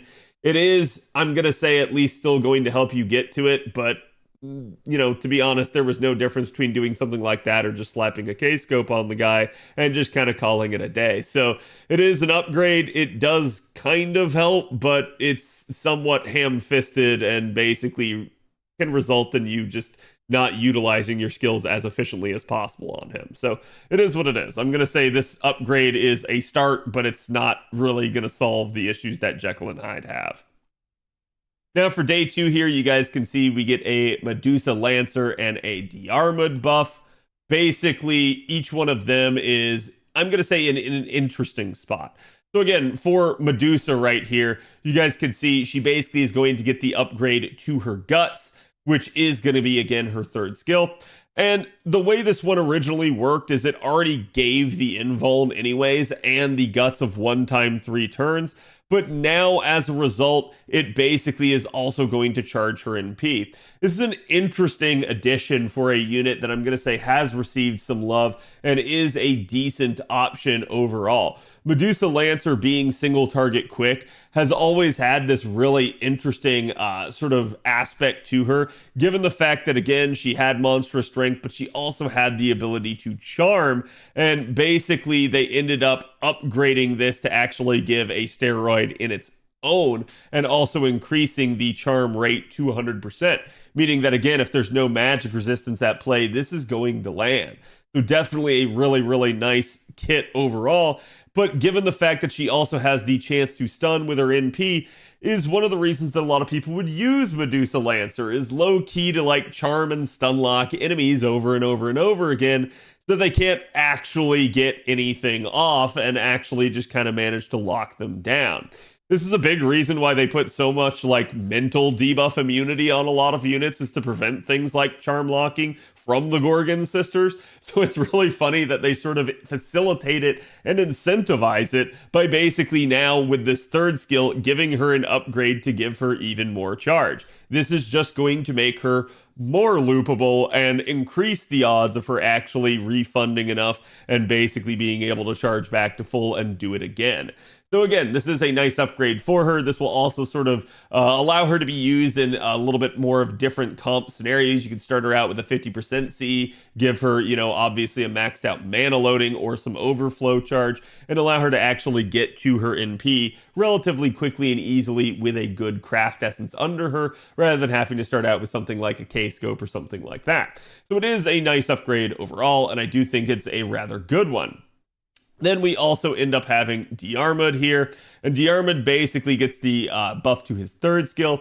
And as you guys can see, this one is one of those ones where Diarmid really had nothing going for him. Diarmid was one of those units that there was not really a good reason to take him to a lot of fights. He's just sort of a unit that you can bond up and kind of work on, interludes and stuff like that just for some additional milestone credit. But honestly, I'm not going to say he's the worst unit in the world, but he's just very plain. So they took his 3 stars of critical generation rate up, and they basically increased this to add actual steroids to his kit, something that he didn't really have before. They're not really going to be a good steroid in that regard. It's only 20%, but it's 20% out of nowhere, and this is going to at least help. It's going to buff up some of those lackluster NP damage numbers, and it is going to at least give him a little bit better card performance as well, since it's both quick and arts, kind of giving him 4 of his cards of his deck actually being useful here. And part of this is made possible by the fact that Diarmid actually doesn't have the standard Lancer deck. He does have the double arts cards instead of double Buster like most other Lancers do. So again, this is a nice thing, and it also ends up adding a little bit of crit damage here, up to 30% on top of that. And all of it is for 3 turns. You do have a little bit more functionality, a little bit more capability, and I am going to say that this is definitely a start to helping Diarmid out. I would like to see Diarmid get something, maybe in the way of charge in particular, but again, at the end of the day, I'm going to say this at least helps him be overall a little bit more useful, even as something more, or even as nothing more than just say a NP battery, or sorry, not battery, but like NP stick to actually go and beat people with. So in that regard, he can definitely be an option for you, especially on a budget. But yeah, this isn't going to be the best upgrade for him either. It's just an okay upgrade, and he definitely needed something to actually pull him out of the doldrums in that regard. Next up, we have day 3, and day 3 is actually probably, in my opinion, going to be the hypest day for these upgrades, and we'll kind of talk about why here in a second. But again, you guys can see it's going to be an upgrade to Void Shiki as well as Fergus. Just popping both of them open right now, you guys can see. The upgrade is going to be to Void Shiki's third skill, and this one is a really, really nice one because Void Shiki had always been the analog to Assassin Shiki. And while Assassin Shiki had the ability to charge at the expense of her health, Void Shiki had the ability to heal at the expense of her charge. So again, it was that yin and yang relationship. I'm going to say Void Shiki kind of got the worst deal in that regard because I'd rather have charge than not, but interestingly enough, I've seen a lot of people talk a lot of crap about this skill, but this skill is exactly the same as Squirtoria's skill that allows her to heal. And that skill is very good. I think the big difference is Squirtoria is a much better refunding unit, so there's usually a lot of charge lying around for you to use that heal on Squirtoria, because again, you have the demerit of it draining your gauge by 10%. So that was definitely a downside to the skill, but I am going to say again, having a 5,000 heal on a 4-turn cooldown can be invaluable at just keeping you alive. So they actually end up revisiting this and they say, okay, you know what? Yeah, you're right. It did kind of suck. So even though we had the yin-yang relationship before, now we just totally stood it on its head because we also gave her charge. So now she's going to get 30% NP gauge. She's going to have the ability to recover one ally's HP as well, because now it becomes a functionally targetable skill in that sense. So definitely a little bit more of a weirder aspect to it. She's still going to have basically the ability to drain, but now it's reduce one ally's gauge, not her. So you can target somebody else in the party, heal them, drain their gauge, and she's going to get charged. You could also target herself, and it will charge and then drain, which would suck, but still, this is a really, really nice thing, and it does, to me, actually open up a lot of options, as because, again, we do have basically this being strengthened too, but we've got another upgrade coming down the line that's really going to help her out and give her 3 turns, basically, of her arts up. And it's at that point that she actually blossoms into, even though she has just a single hit Arts and P with Death Proc on it, she actually turns into a Black Grail Looper, which is kind of nuts. So again, Void Shiki really getting the first taste of that right here by having an actual 30% charge added. I can't stress to you guys enough how important this is for her, as because for no other reason other than that, just getting 30% charge when you had none is going to be a really big deal. And do keep in mind, she does have the charge after her NP as well, so it's really, really a good thing for her. She is going to have this. She's going to have that capability of starting, unassisted, basically, with a maxed out mana loading and a 50% CE from that 50% starting point. And that is going to be really good, as it's going to allow her to use a better option for craft essences at minimum in that sort of scenario. So again, even with the upgrades coming further on down the line, there's also going to be that possibility of Black Grail looping. But hey, this is going to be a really, really stellar buff for Void Shiki. Then next up here, we've got Fergus. This is going to be the upgrade to his second skill here. Again, you guys could see originally this skill was pretty lackluster. It was just an increase to his own defense for 3 turns. It also was going to, basically have the demerit of reducing one of his offensive buff success rate by 50% for 3 turns. So not that good in that regard, because again, while he does get the defense up, he's got the trade-off of, yeah, but then if you tried to pop, say, for instance, his first skill here, he's going to end up potentially losing out on this. So you have to be careful about the order in which you activate Fergus's skills. But they end up upgrading it. They totally get rid of the demerit. It's gone. You no longer have to worry about that with this. They also just straight up give him 3 turns of Buster performance up of 20%. Again, not the craziest of steroids, but it's multi-turn duration, 20%. And he didn't even have it at all before, so it is a definite good damage upgrade for him. Now, the biggest issue that Fergus has had for a while, though, is that Fergus does not have any charge. He is the only AoE Saber that doesn't have charge in some capacity. So in that regard, he basically is the only AoE Saber who can't loop. Now, interestingly enough, now that Summer Kuro's in the game, that's technically not true and you could loop him, but I'm going to say in a conventional composition, you cannot 3-turn Fergus, and he's the only AoE Saber like that. But still, it's not necessarily the biggest of deals, as you can just use Fergus to basically take out a wave for you. And now he's also going to increase the critical damage of his Buster cards for 3 turns by 50% as well, just on top of the defense. So the skill just wholly turns around. It goes from kind of being a good defensive skill that also has a downside to now it is just all around good. And in that regard, it has got a lot going for it, and it's going to make Fergus just a better unit, especially as a low star. So again, I'm okay with this buff. I think this one's a good one for him. He certainly could use some sort of charge or some sort of capacity to help him get to an NP. But at the end of the day, I'm going to say at least this one came, and it is a decent upgrade for him. So next up here, we've got day 4. Now, day 4 is going to be an upgrade to Ushi's actual NP and Bartholomew Roberts' skill. So starting out right here, and again, I'm going to say Ushi Assassin has been an interesting unit. She's a unit that I think even when she came out, people assumed that she just did not really do good damage. And they're not wrong in that regard. Because to me, what the real focus for Ushi was the fact that she had 40% charge, and she also generated stars like crazy. A lot of people referred to as sort of 4-star Jack the Ripper, because the amount of stars that she actually did generate as an assassin, as a quick-based AoE assassin, was very good. She, even though she was a 4-star, could rival that sort of star generation. And again, you can see she's got 25.3% rate, so she is no slouch, combined with 4 hit quick cards. And basically, again, writing a plus to further enhance that, plus presence concealment. So, again, a lot of stuff going for that star generation.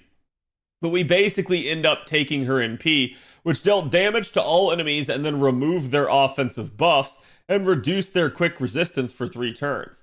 And we end up getting an upgrade. Now, remember the way that NP interludes usually work. Basically, whenever we're going to get one, NP2 becomes the new NP1, and NP5 becomes the new NP2. So essentially, the 800 and 1000 should be your scaling here, and lo and behold, that is exactly what it is. So in that regard, it's definitely nice just for that alone. You just get a nice damage upgrade.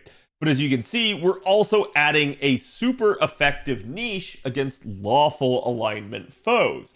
So definitely nice, because there are certainly a ton of lawful alignment servants in the game. As for how many of them are casters, that definitely leaves a little bit more consideration here. But we can go ahead and take a quick look here, and you guys can see there's certainly some going on, and definitely not a trivial amount, I would say. So in that regard, and that's just lawful good, there's also going to be lawful balanced, which, again, as you guys can see, there's certainly going to be a decent chunk of them. And then lawful evil does have at least woo. So not the craziest, but definitely some decent options for you guys in terms of synergy in that regard. But you're really not going to want to focus on the casters. You're not going to want to take her against that. You're going to want to instead do riders, because to me, that's where she's going to be effective. It's just you could take her in theory against her counter class. I just don't really recommend it. So in that regard, the riders are going to be the better option for you, and you're actually going to have a much, much better go of things in that regard. As you can see, there's quite a bit of options for you. And again, I am going to say that at the end of the day, it's just going to be a good upgrade for her damage. It's something that I think you're really, really going to like, because it's just going to be super effective, and super effective scales really, really, really well. So again, there are some decent options here, not necessarily a huge amount, but I am going to say it is going to be a good upgrade for Ushi, just for the actual damage increase it's going to give her.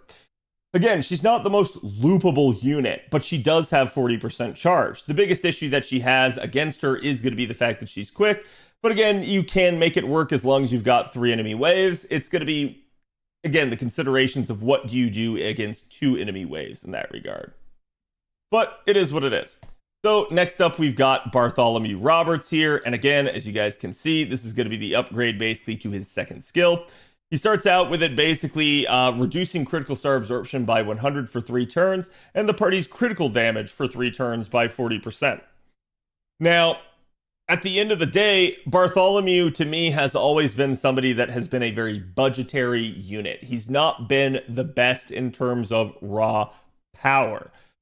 To me, he's more the low-star killer. Because again, if you look at his MP, you can see he actually deals extra damage, and it is super effective to bronze rarity enemies. They do not have to be a servant, they just have to be basically the equivalent of a 1 or a 2-star, aka an actual bronze icon, and that's really why you use him. So he's never really been the most robust in terms of his damage, But what they kind of revisit here is instead, let's give him some party utility. So you can see he starts out with critical star absorption and party critical damage for 3 turns, basically with the critical damage being the only thing that scales. And they actually go ahead and they up it to 50% instead of the original 40. From there, they're also going to end up adding 10% party charge. Now, to me, this is an okay buff. I have to temper expectations for the fact that he is a 1-star. He's not supposed to have the most cracked kit imaginable. But I will say, in all honesty, I don't really see this actually improving his overall usefulness. I don't think anyone's really going to suddenly start taking him to the comp just because of this. But it is something where you might be able to say, hey, maybe I have Bartholomew take out an early wave. And then maybe he's also able to provide someone some sort of like missing 10% charge that they would somehow otherwise need. In that regard, this can be really nice for him to have. But otherwise, I just really don't see this being that big of a game changer or that big of a deal for him. It is an upgrade, certainly, but not the craziest of upgrades. I probably would have liked to have seen something that actually did increase his damage some, but it is what it is. So I'm going to say at the end of the day, you kind of know what you're already getting with Bartholomew. This one doesn't really change too much about him. Okay. So then next up here for our next day, day 5, we've got Murasaki, Ryder, as well as basically Rice Man. So again, Tawara Toda and Murasaki are certainly an interesting unit. So I'm going to save Murasaki for second here on this one. And let's go ahead and talk about Tawara. Because Tawara's going to get the buff to his actual HP skill here, his 3rd skill. And it's actually a really, really nice one. It's very similar to Bartholomew Roberts in that regard. So you can see, originally this skill just increased max HP for 3 turns. The way to think about max HP is this: it's just sort of a catch-all type of heal. It will heal you, but even if you're already at cap, it will just extend your cap. So it's a perfectly efficient heal. It will never have anything be wasted. The only thing you got to watch out for is things like buff block in that regard. But again, the real reason you're going to use Toda more than anything is the fact that he is anti-demonic, and that does make him actually a really good budget demon killer. He is really awesome for a lot of farming purposes because there are a ton of demonic enemies across a lot of the nodes. And so you can see here they end up actually giving him an upgrade to sort of expand his usefulness.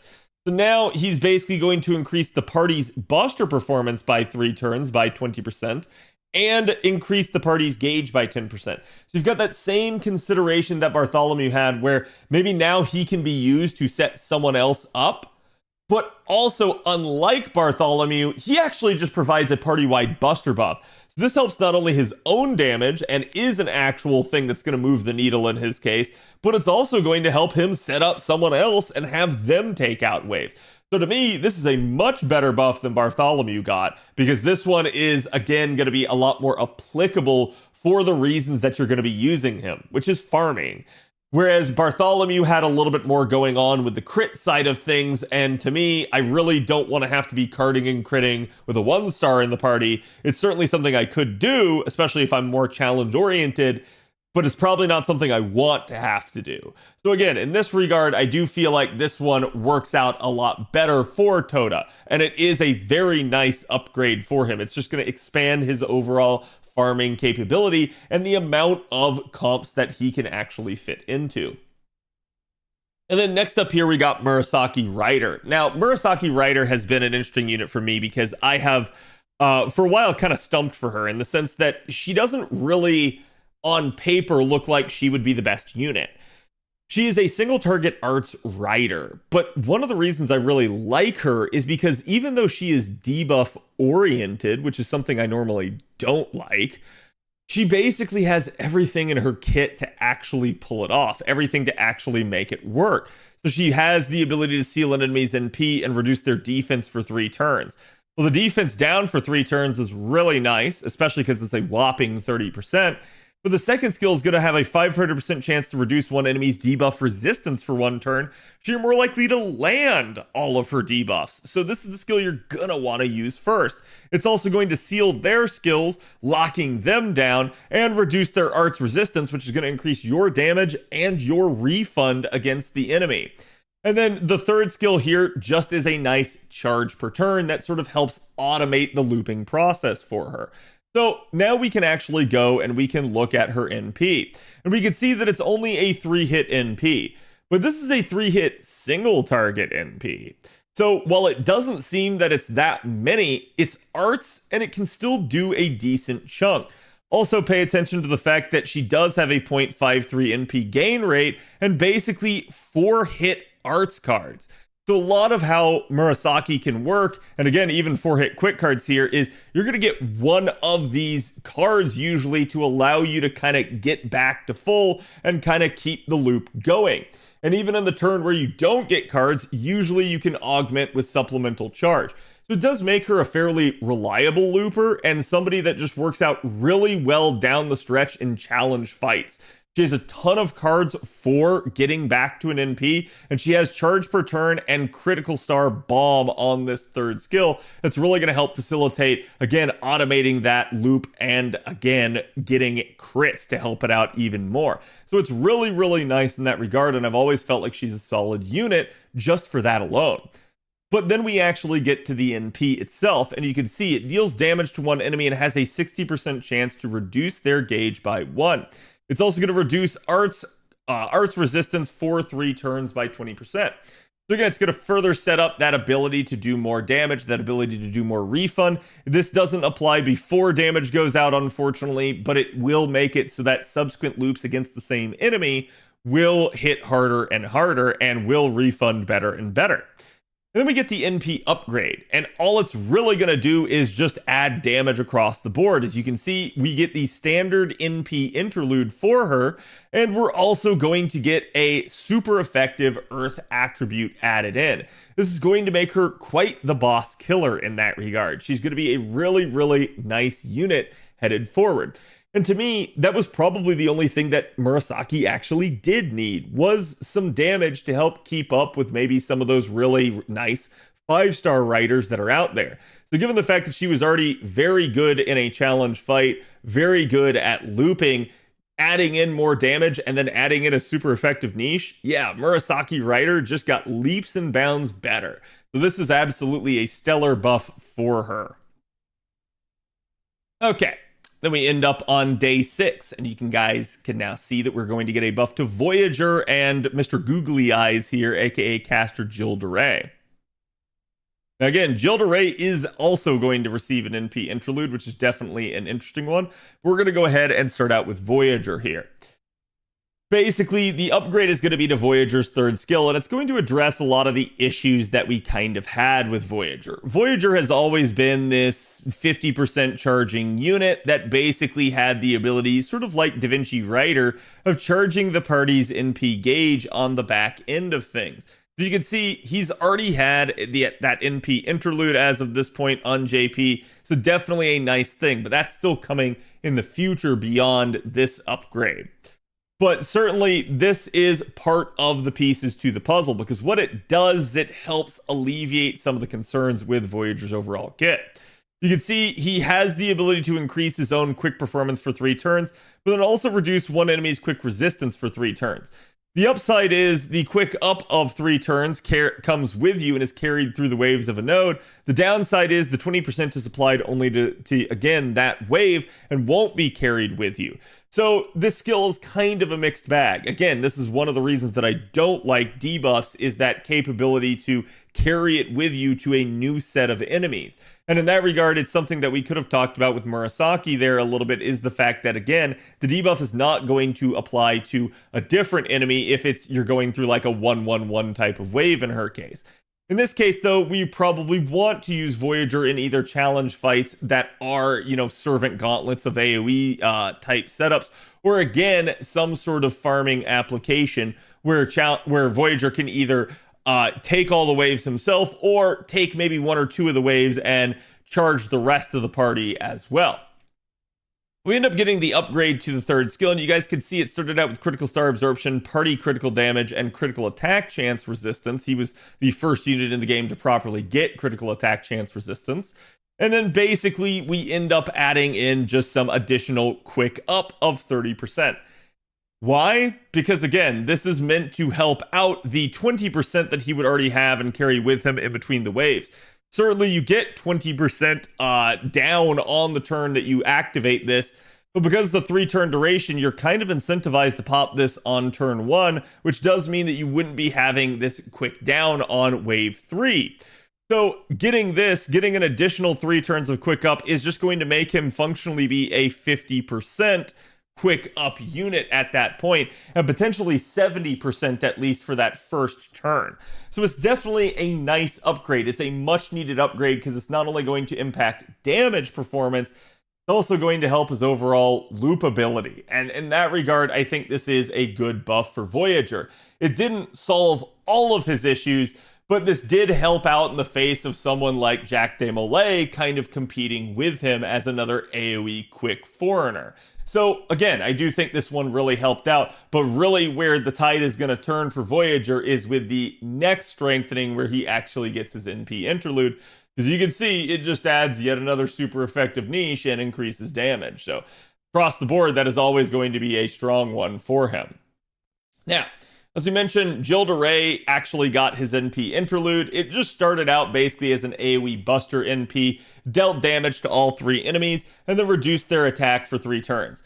I can't emphasize this enough that Jill DeRay's NP was kind of crap. It just did not deal a lot of damage, even amongst AoE casters or casters just in general. He is considered to have one of the lowest NP damages in the game in that regard. So it's definitely something that needed some sort of love. And the reason I say this is, again, because of both the way that he is portrayed in actual anime, as well as, again, just overall the fact that he is this sort of rare story-locked unit. So to me, I feel like if you actually do manage to collect the copies of Jill DeRay, the NP should perform a little bit better, no? But again, what ends up happening is we actually get the upgrade to the NP, and it's going to deal damage to all enemies, and then it's going to get a really weird twist here. It's going to charge the NP gauge of foreigner allies by 30%. Certainly very odd to have this, but does have some niche applications. You could potentially use this with Jill DeRay, taking out a wave and then buffing somebody else up.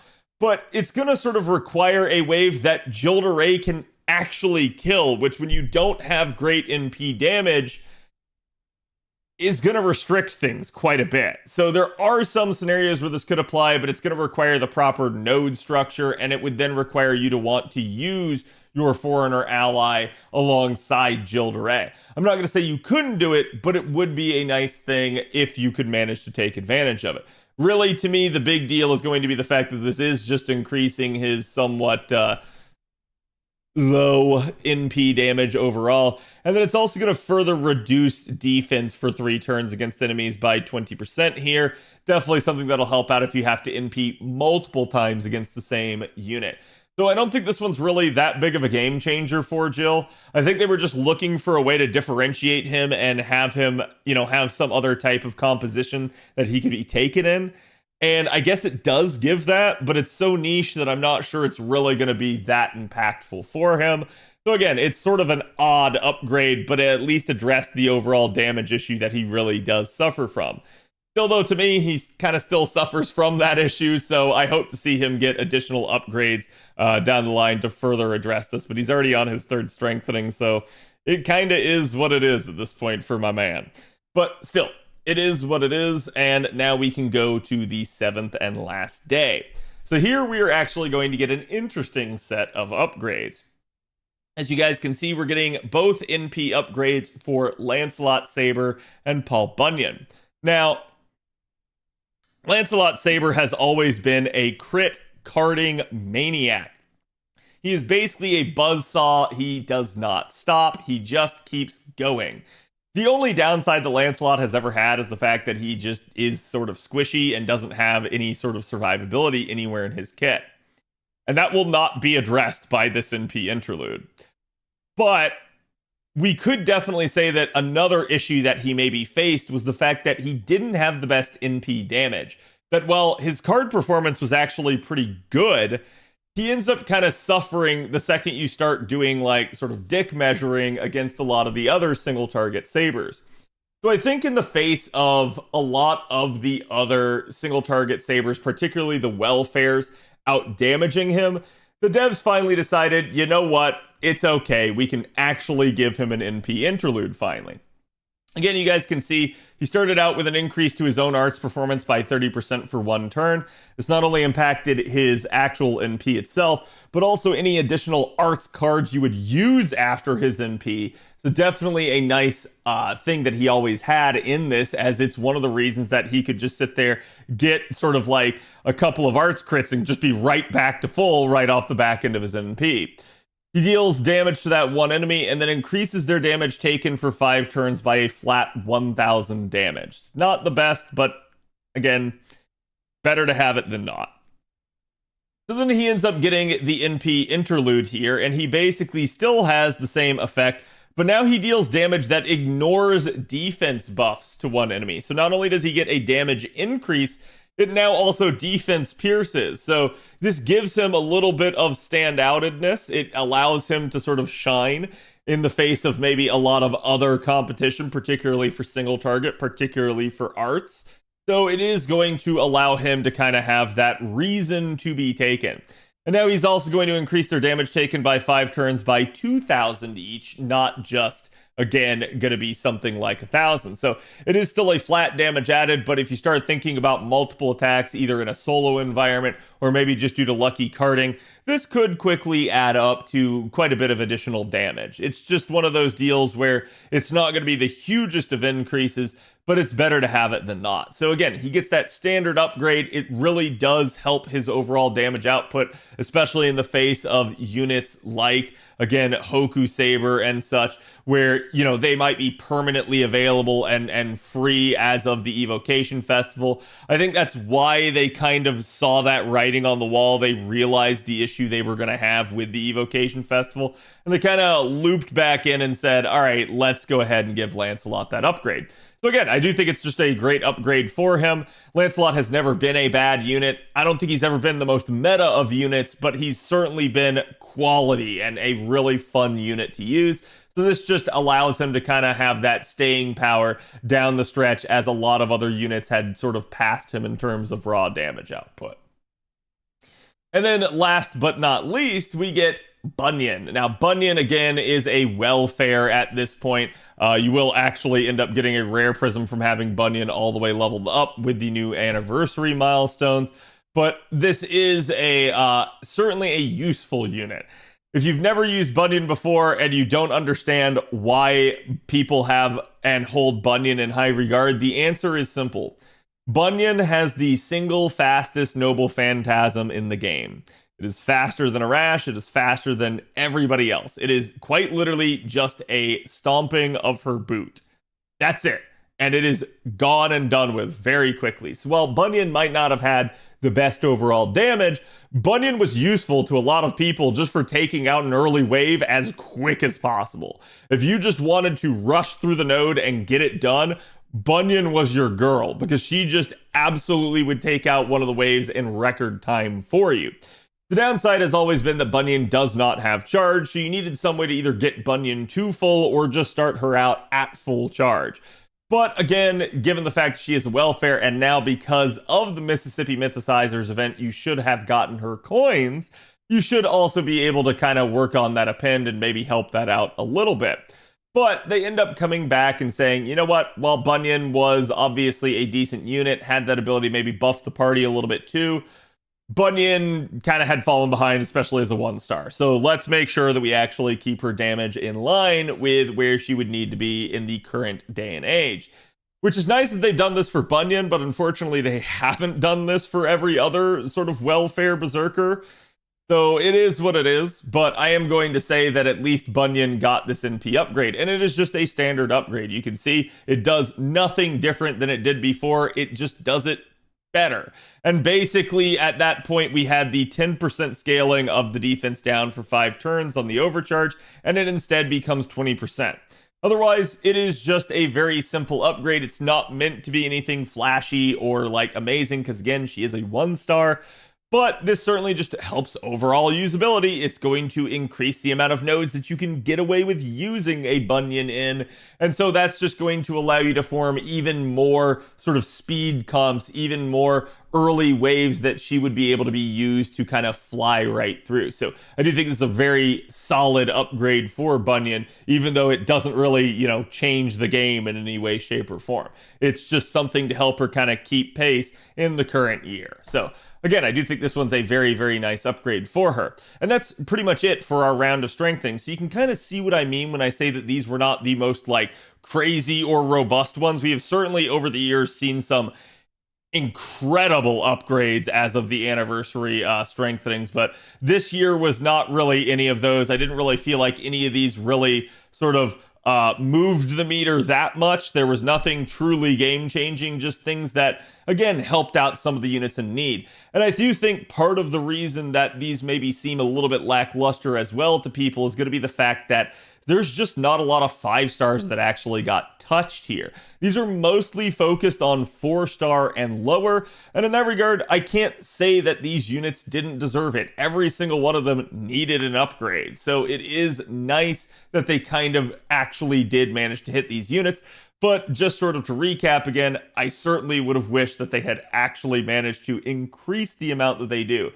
Let's see, maybe this year on JP at its anniversary, if they do that, maybe they'll expand how many units are actually getting strengthenings, but we'll see. I just hope they actually do take that sort of stuff under advisement and actually do begin to kind of try to keep more of the roster up to date and in line with the current needs and demands of, again, 90++ content and content in a post sort of LB7 ordeal call world. But again, let me know what you guys think. Which one was your favorite upgrade out of all of these? I will see you guys for the next one. Have a good one.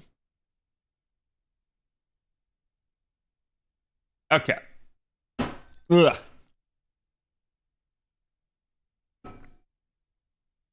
Bunyan got an NP buff before Kiyohime. Why? Because the devs hate Kiyohime.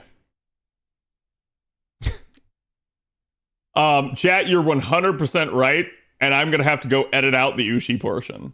Like, I will just actually try to hard edit out that entire spiel about the casters, because it's easy for me to cut out one portion. It's when I have to do it multiple times. That's gonna be oof. So that's the save was me trying to sit there and go okay, now I need to transition into what I actually should have said. Because I realized I just absolutely made a mistake. I was like, oh fuck. So it was what it was, but sometimes that sort of thing just happens. Again, it's really weird. It's not like I don't know that Assassin is good against Rider and Rider is good against Caster and Caster is good against Assassin. It's that in the moment my brain somehow just goes oh yeah, that makes sense. And doesn't realize it until I'm way deeper into talking about it. And then I'm like, Cad Ushi looped? I did. I actually successfully pulled off an Ushi loop. What are we talking about at the moment? This was the servant strengthening quest that are going to be coming out with Anniversary. So I was recording the video for that. Then they released Iori and nothing makes sense anymore. Yeah, and this is what it So chat, this is what I've talked about with regards to power creep, and I do think this is an important subject to at least bring up here very quickly.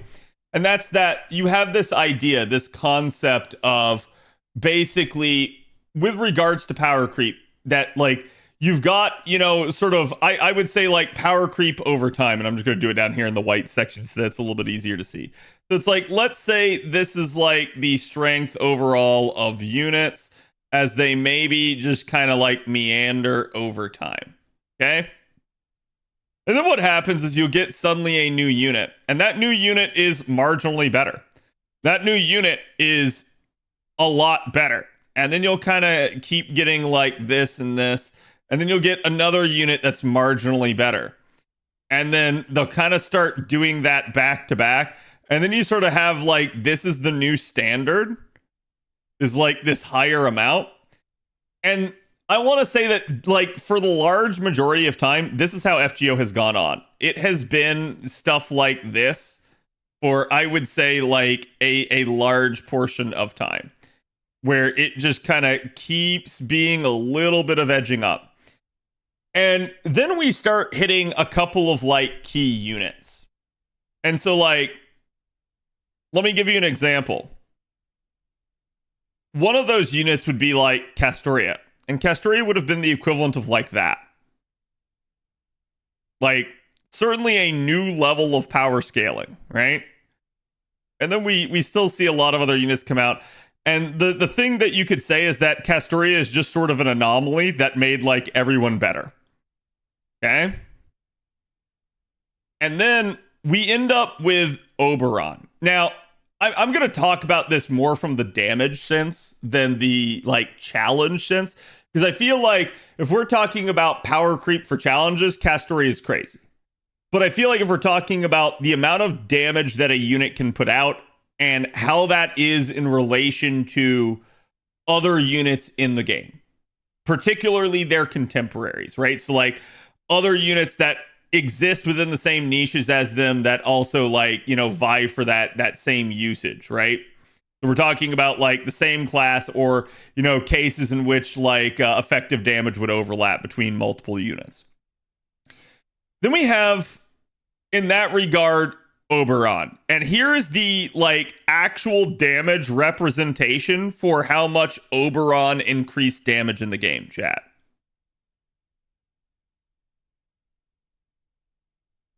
I'm not even kidding. And so basically, we still kind of have this, but the wacky part is that now it's getting stronger and stronger, and we've started to sort of accelerate the amount of power creep a lot more in these later months. So we started to kind of see this, but the problem is with regards to strengthenings, we still have like chat, like all of this. Okay? And you do occasionally get a unit that's like, hey, I got improved. Hey, I got improved. Hey, I got improved. Hey, I got improved. But you can see, one, there are a ton of units left behind in this strategy. And two, none of these upgrades to these units actually really puts them like in competition to the top rung of the newest power creep. So I'm not going to say that, like, you know, you need like Paul Bunyan, for instance, to suddenly out damage like Arjuna Altar. Okay. We obviously don't need that. But in a weird way, what we start to have is we start to have a focus on the design of these later units. That is to say, we start tailoring content maybe towards those later units. We start scaling health values like crazy because we know a unit like Oberon exists in the game. And we start, you know, basically trying to account for the fact that units are dealing much, much more damage now. The problem is we still have a shit ton of units that are not. We still have a shit ton of units that are not up to snuff. They're not dealing nearly as much damage.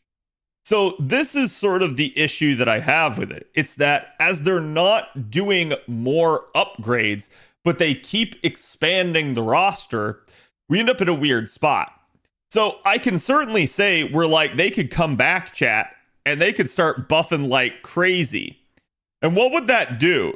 Well, if they buffed like crazy, then yes, this would increase the power creep in the game.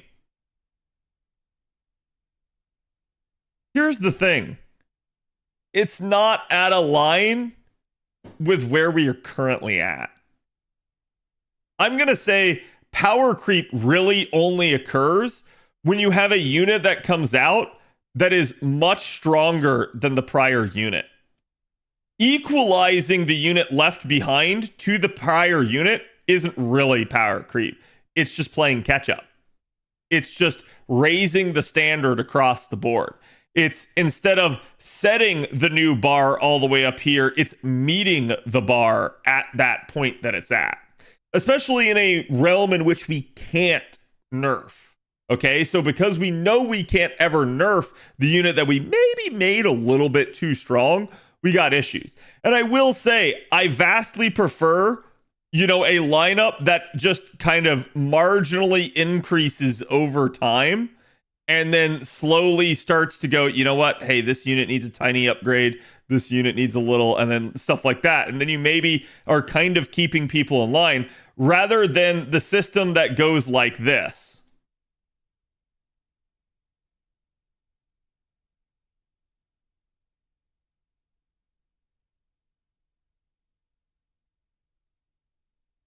Nobody can keep up with this. This is just inflation. That's all it is. It is just constantly getting worse and going up at that point. So I feel like they need to, in a weird way, really actually gain a idea of where they sit. Now, I'm going to say this. There's a reason why they do this, chat. And I want you guys to think about this. I can talk about this from a fairness, from a balance, from a player perspective. What's the devs' perspective on this? Why do devs want to actually do this stuff? Why do they want to power creep? And if you search your feelings, you'll know it to be true. Yeah, money. And here's why. And I want to be clear on this, chat. If I release this unit and you're like, oh man, God, that Lancelot, he's so hot right now. I'm going to roll for him. Okay? You now have Lancelot. Let's say I want to release another single target saber. How do I get you to roll for that saber? The answer is you don't. You go, I already have Lancelot. I don't need your shitty ass new saber. Unless I make one of two things to be true.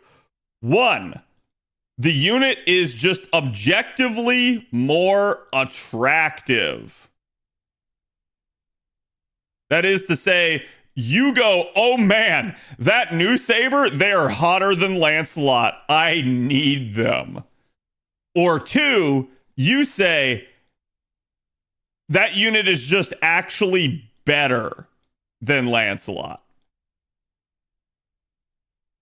That's why you see them resorting to this. Attractiveness is subjective. It is different for every person. This isn't. They can ensure that a unit sells well as long as they keep making the gameplay better. And that's why power creep exists in the game. So they have to justify your need to roll. But that's what I'm saying. I'm okay with, let's say this is Lancelot, right? And then let's say this was, I don't know, Hoku Saber, right? Imagine Hoku Saber's not a welfare for the purposes of this. I'm okay with the next unit being marginally better, right? Because Lancelot is still going to be competitive in this circumstance. They are still very close in terms of actual performance. What I'm not okay with is, hey, I've got Lancelot, I've got Hoku Saber, and then suddenly out comes Megazord. And Megazord is just absolutely head and tails above the rest. It's not, yeah, we increased the unit to justify your desire to roll for them. And instead it's oops, tee hee, I fat fingered the wrong button and there's now an extra 0 at the end. Because I feel like that low key is what happened. Right? Saber Megazord, hell yeah. Listen, Saber Megazord, you could have just actually hard replaced that with the name Musashi. Okay, because Musashi absolutely blew the doors off a lot of the sabers. But I'm not saying that Musashi was necessarily a mistake. Musashi actually is low-key kind of where Musashi should have been, at least for a standard NP interlude, plus some of the extra stuff. But I think that at the end of the day, the big issue isn't that they're trying to keep a 5-star ahead of a 4-star. The issue is that they have 2 5-stars. 5-star number 1 does like 30,000 damage, and 5-star number 2 does 50,000. And we're like, hold on, we're not even in the same ballpark anymore. Like, you're almost double what I'm at, even though we're the same rarity. And that's kind of the issue I think that they face. It's not that they're power creeping, it's the amount at which they are. That I think is the problem. So to me, they almost have to get themselves out of this insane creep that they have going on in the past like year or two here. They kind of are going to have to start doing more strengthenings to actually improve that situation. They've got to catch some of the other people up. They've got to level that playing field. You don't necessarily have to have a unit that beats like basically like, oh, well, we've now made like and you know, Melison's my typical example in a lot of these, right? But it's like you don't have to go like, oh, well, now every Lancer has to beat Melison. Okay? Really, the reality here is they just need to be equal. They just need to be competitive, or at least close to it. The problem that we have in some of the cases is like, you know, for instance, let's say we take Tiamat. It's that Tiamat is basically beating just about all the cavalry classes. Okay? And then basically Tiamat also beats some of the knight classes. And this is stupid because this is a 0.5. This is at least a 1.5 versus 2.0. But this is a 0.5 versus 2.0. This should not be the case. And yet it is. And there's reasons for that. But that's kind of the problem that you end up having. It's when you start, you know, you start beating the competition so hard that they are not playing the same game as you. Too much power creep also means no one will roll for older servants like Shisho, for example. Yep, and that's exactly why I said what I said yesterday. I saw a lot of people trying to say that the reason Shisho got an upgrade is probably due to King of the Crags. And I'm like, well, I can understand that. Well, I can understand that comparison. I'm going to tell you the answer to that is no. The reason that they buffed Shisho is because in the last Shisho banner, no one rolled for her. It's not that she's not hot. It's that she is a year 1 servant. She is the game's first 5-star Lancer. For most people, you have either already acquired her or determined that you do not need her. And I think the problem that they had is everybody that wanted her already had her, and everybody that didn't have her didn't want her because of where her gameplay is at the moment. She's not a bad unit. She still does a crap ton of damage in the right circumstances. It's her overall usability paled in comparison to some of the actually insane options that exist out there in the game now.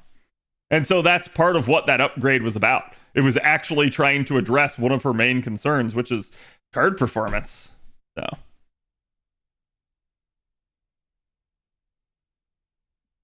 But again, if they don't keep the older units up to date, you're not going to see a lot of people that actually try to roll for them. Also, I still want to say, Shisho's actual like card art, really nice. I remember rolling for it, and I remember getting excited every single time I saw it pop up. It looks good. Enkidu is nuts. Shisho needed a buff. Oh yeah, and chat.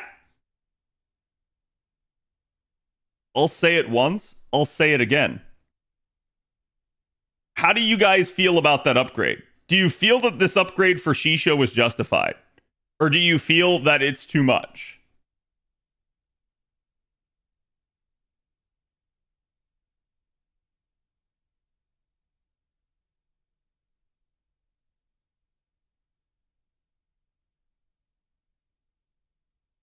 Now, I'm going to point something out. Justified, yes, could be more overdue.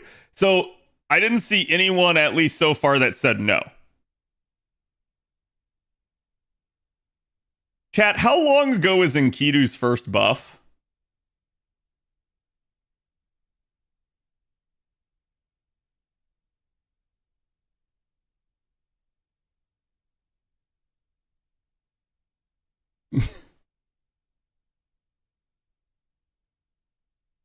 When Enkidu got buffed, I not only said it was way too strong and stupid of the devs to make one of the class's best tanks, also its best damage. And I also said back then, 5 years ago, that Shisho needed an upgrade. And people told me I was insane. Since then, Shisho has gotten 2. People, even after the first upgrade, I reiterated that Shisho needed another upgrade. And yet again, back then, people still called me insane. People still said, no, Cad, she doesn't need it. She's too strong. And I kept pointing out, you have a problem. And now I'm of the opinion, chat, that while this is good, she still needs another. She still could use another to actually get to where she needs to be. I'm not saying that they need to make her damage some broken ass thing. It's her overall usability needs to be improved, especially in the face of what the hell they've done with Enkidu. So that's my entire point in all of this. And it's really funny. I can't tell you, it's one of the most like vindicating feelings that things that I have said years ago that people treated me like an insane person, that they told me I was wrong, they told me I had no idea what I was talking about, I have ended up getting proven right over time.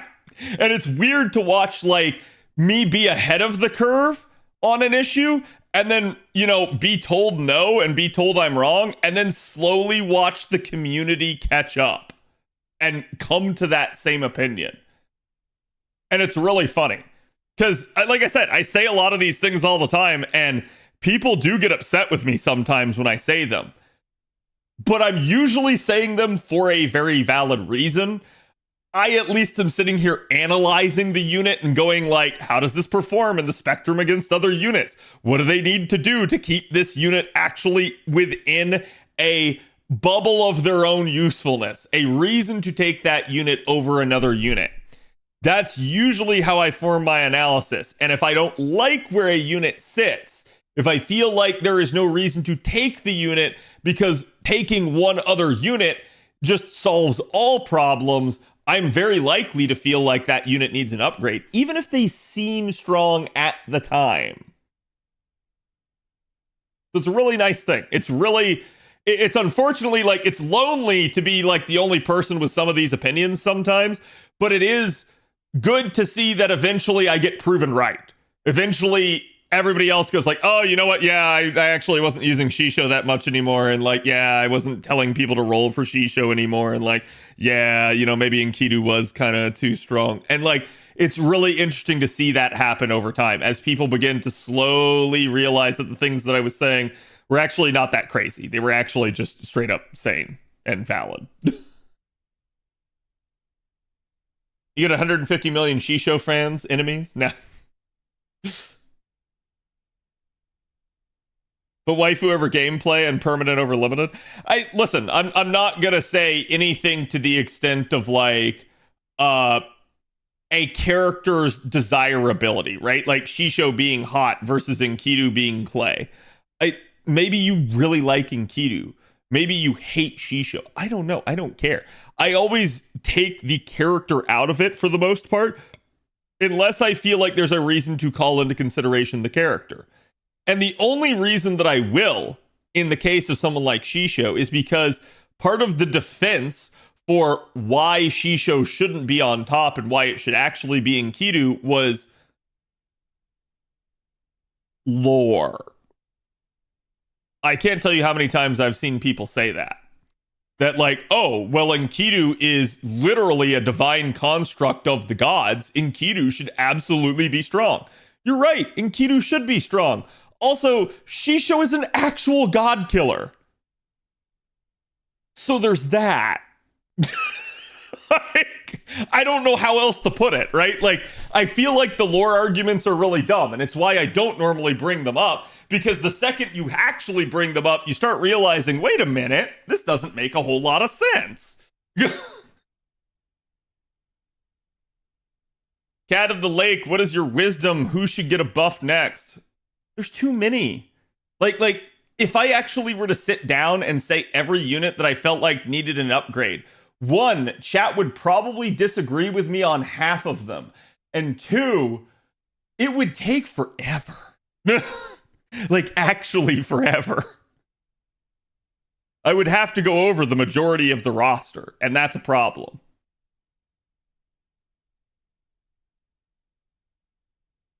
Sad there aren't gods in the game yet. I mean, there definitely are. They're just lesser gods. They're not the main ones in most cases. Unless you count Arjuna Ultra, who's the entire Indian pantheon. Lore rarely matches up with unit ability in this game. Right. And so that's why the big thing that I looked at when I looked at someone like Enkidu was just like, hey, you've got a unit that's insanely survivable, insanely good for challenge content. And then you take that and you're like, well, we don't like its damage. We feel like Enkidu should be doing better damage. Okay, that's fine. Let's make Enkidu the top damage dealer. Hold on.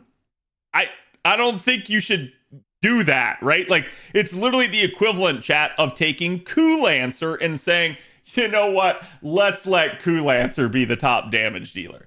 There's going to be some problems with that. Basically, what is the reason to ever take anyone other than Ku at that point? Well, maybe they have a better charge scenario. That's actually how they handled things with the single target Lancers for a while. They started out by giving Brynhildr charge, by giving Shisho charge. And then they came back and they gave 50% charge to Enkidu. I felt like I was taking crazy pills pointing this out, because every single time the devs would take steps to remedy their problem, they would then double down and be like, bet, we're gonna do it again. And so you're like, God damn it. And again, like, I have no issue with Enkidu as a character or anything like that. It's just one of those deals where Enkidu has always been insanely good. And it's really funny to watch as they keep sort of resetting the balance by buffing Enkidu. 50% to Enkidu was insane. Yeah, like, actually unhinged insane. I don't know why they did that. Like, I could have seen them giving Enkidu some sort of charge and making it be like 10 or 20%. Or maybe even, again, some sort of weird buff on the card performance of Enkidu, because that's actually where Enkidu is very good. And instead, it feels like we got this backwards. We gave the unit that should have had 50% charge card buff, and we gave the unit that should have had card buff 50% charge. But it is what it is. And again, I'm going to say at the end of the day, I'm okay with them enhancing her card performance, because her NP generation off of cards is not good, particularly with the way her NP works. So, one skill at a time and it rolls out slowly. Yeah, it's not even one skill at a time. It is just, it rolls out slowly. They need to be doing way more, way faster upgrades than how they currently are. And again, I understand the problem with, like, once you do a buff, you can't take it back, that you can only buff and never nerf. But I do feel like that is an issue that they run into routinely in this game. And it's just, it's going to be what it's going to be, chat. That issue will always persist over time. And that's why I'm going to say again, you shouldn't necessarily expect that they're going to drastically increase the amount of strengthenings and interludes that they do. I don't think they will. But I do think that we can expect them to increase it some. They're not really doing much at all. In fact, chat, I'd have to go back and look, because I know Avalon sent me the breakdown of it once before, but, like, they literally had a point where, like, hey, we were doing this much, and now they're doing, like, half as many as they used to. So we have problems. Like, they need to be at least doing as many as they used to. Not like at minimum, that is my minimum expectations. You got to get back to where you were. You're doing rookie numbers right now. You got to get back to where you were. Then we can start talking about doing more, right? We're at 17 right now. This year on JP with Annie will be just around the buffs that 2023 had in total. That is fucking pathetic. However, I'm also going to say that, you know, watch is like, then the end of the year doesn't get that many, because that's how it happened last year too. So, like, yeah, we're on pace to be better than last year, but only if they continue. Don't forget animation updates. They don't do right. But that's all I'm trying to say. It's like, they definitely needed to do that to an extent, right? All right, chat. We are going to be doing media share again because we hadn't gotten to do that the past couple nights. I'd like to actually get to it. Unfortunately, YouTube, that means I have to end your side of stream because of copyright stuff. Again, you're always welcome to come over here and check me out on Twitch. I will go ahead and type my link.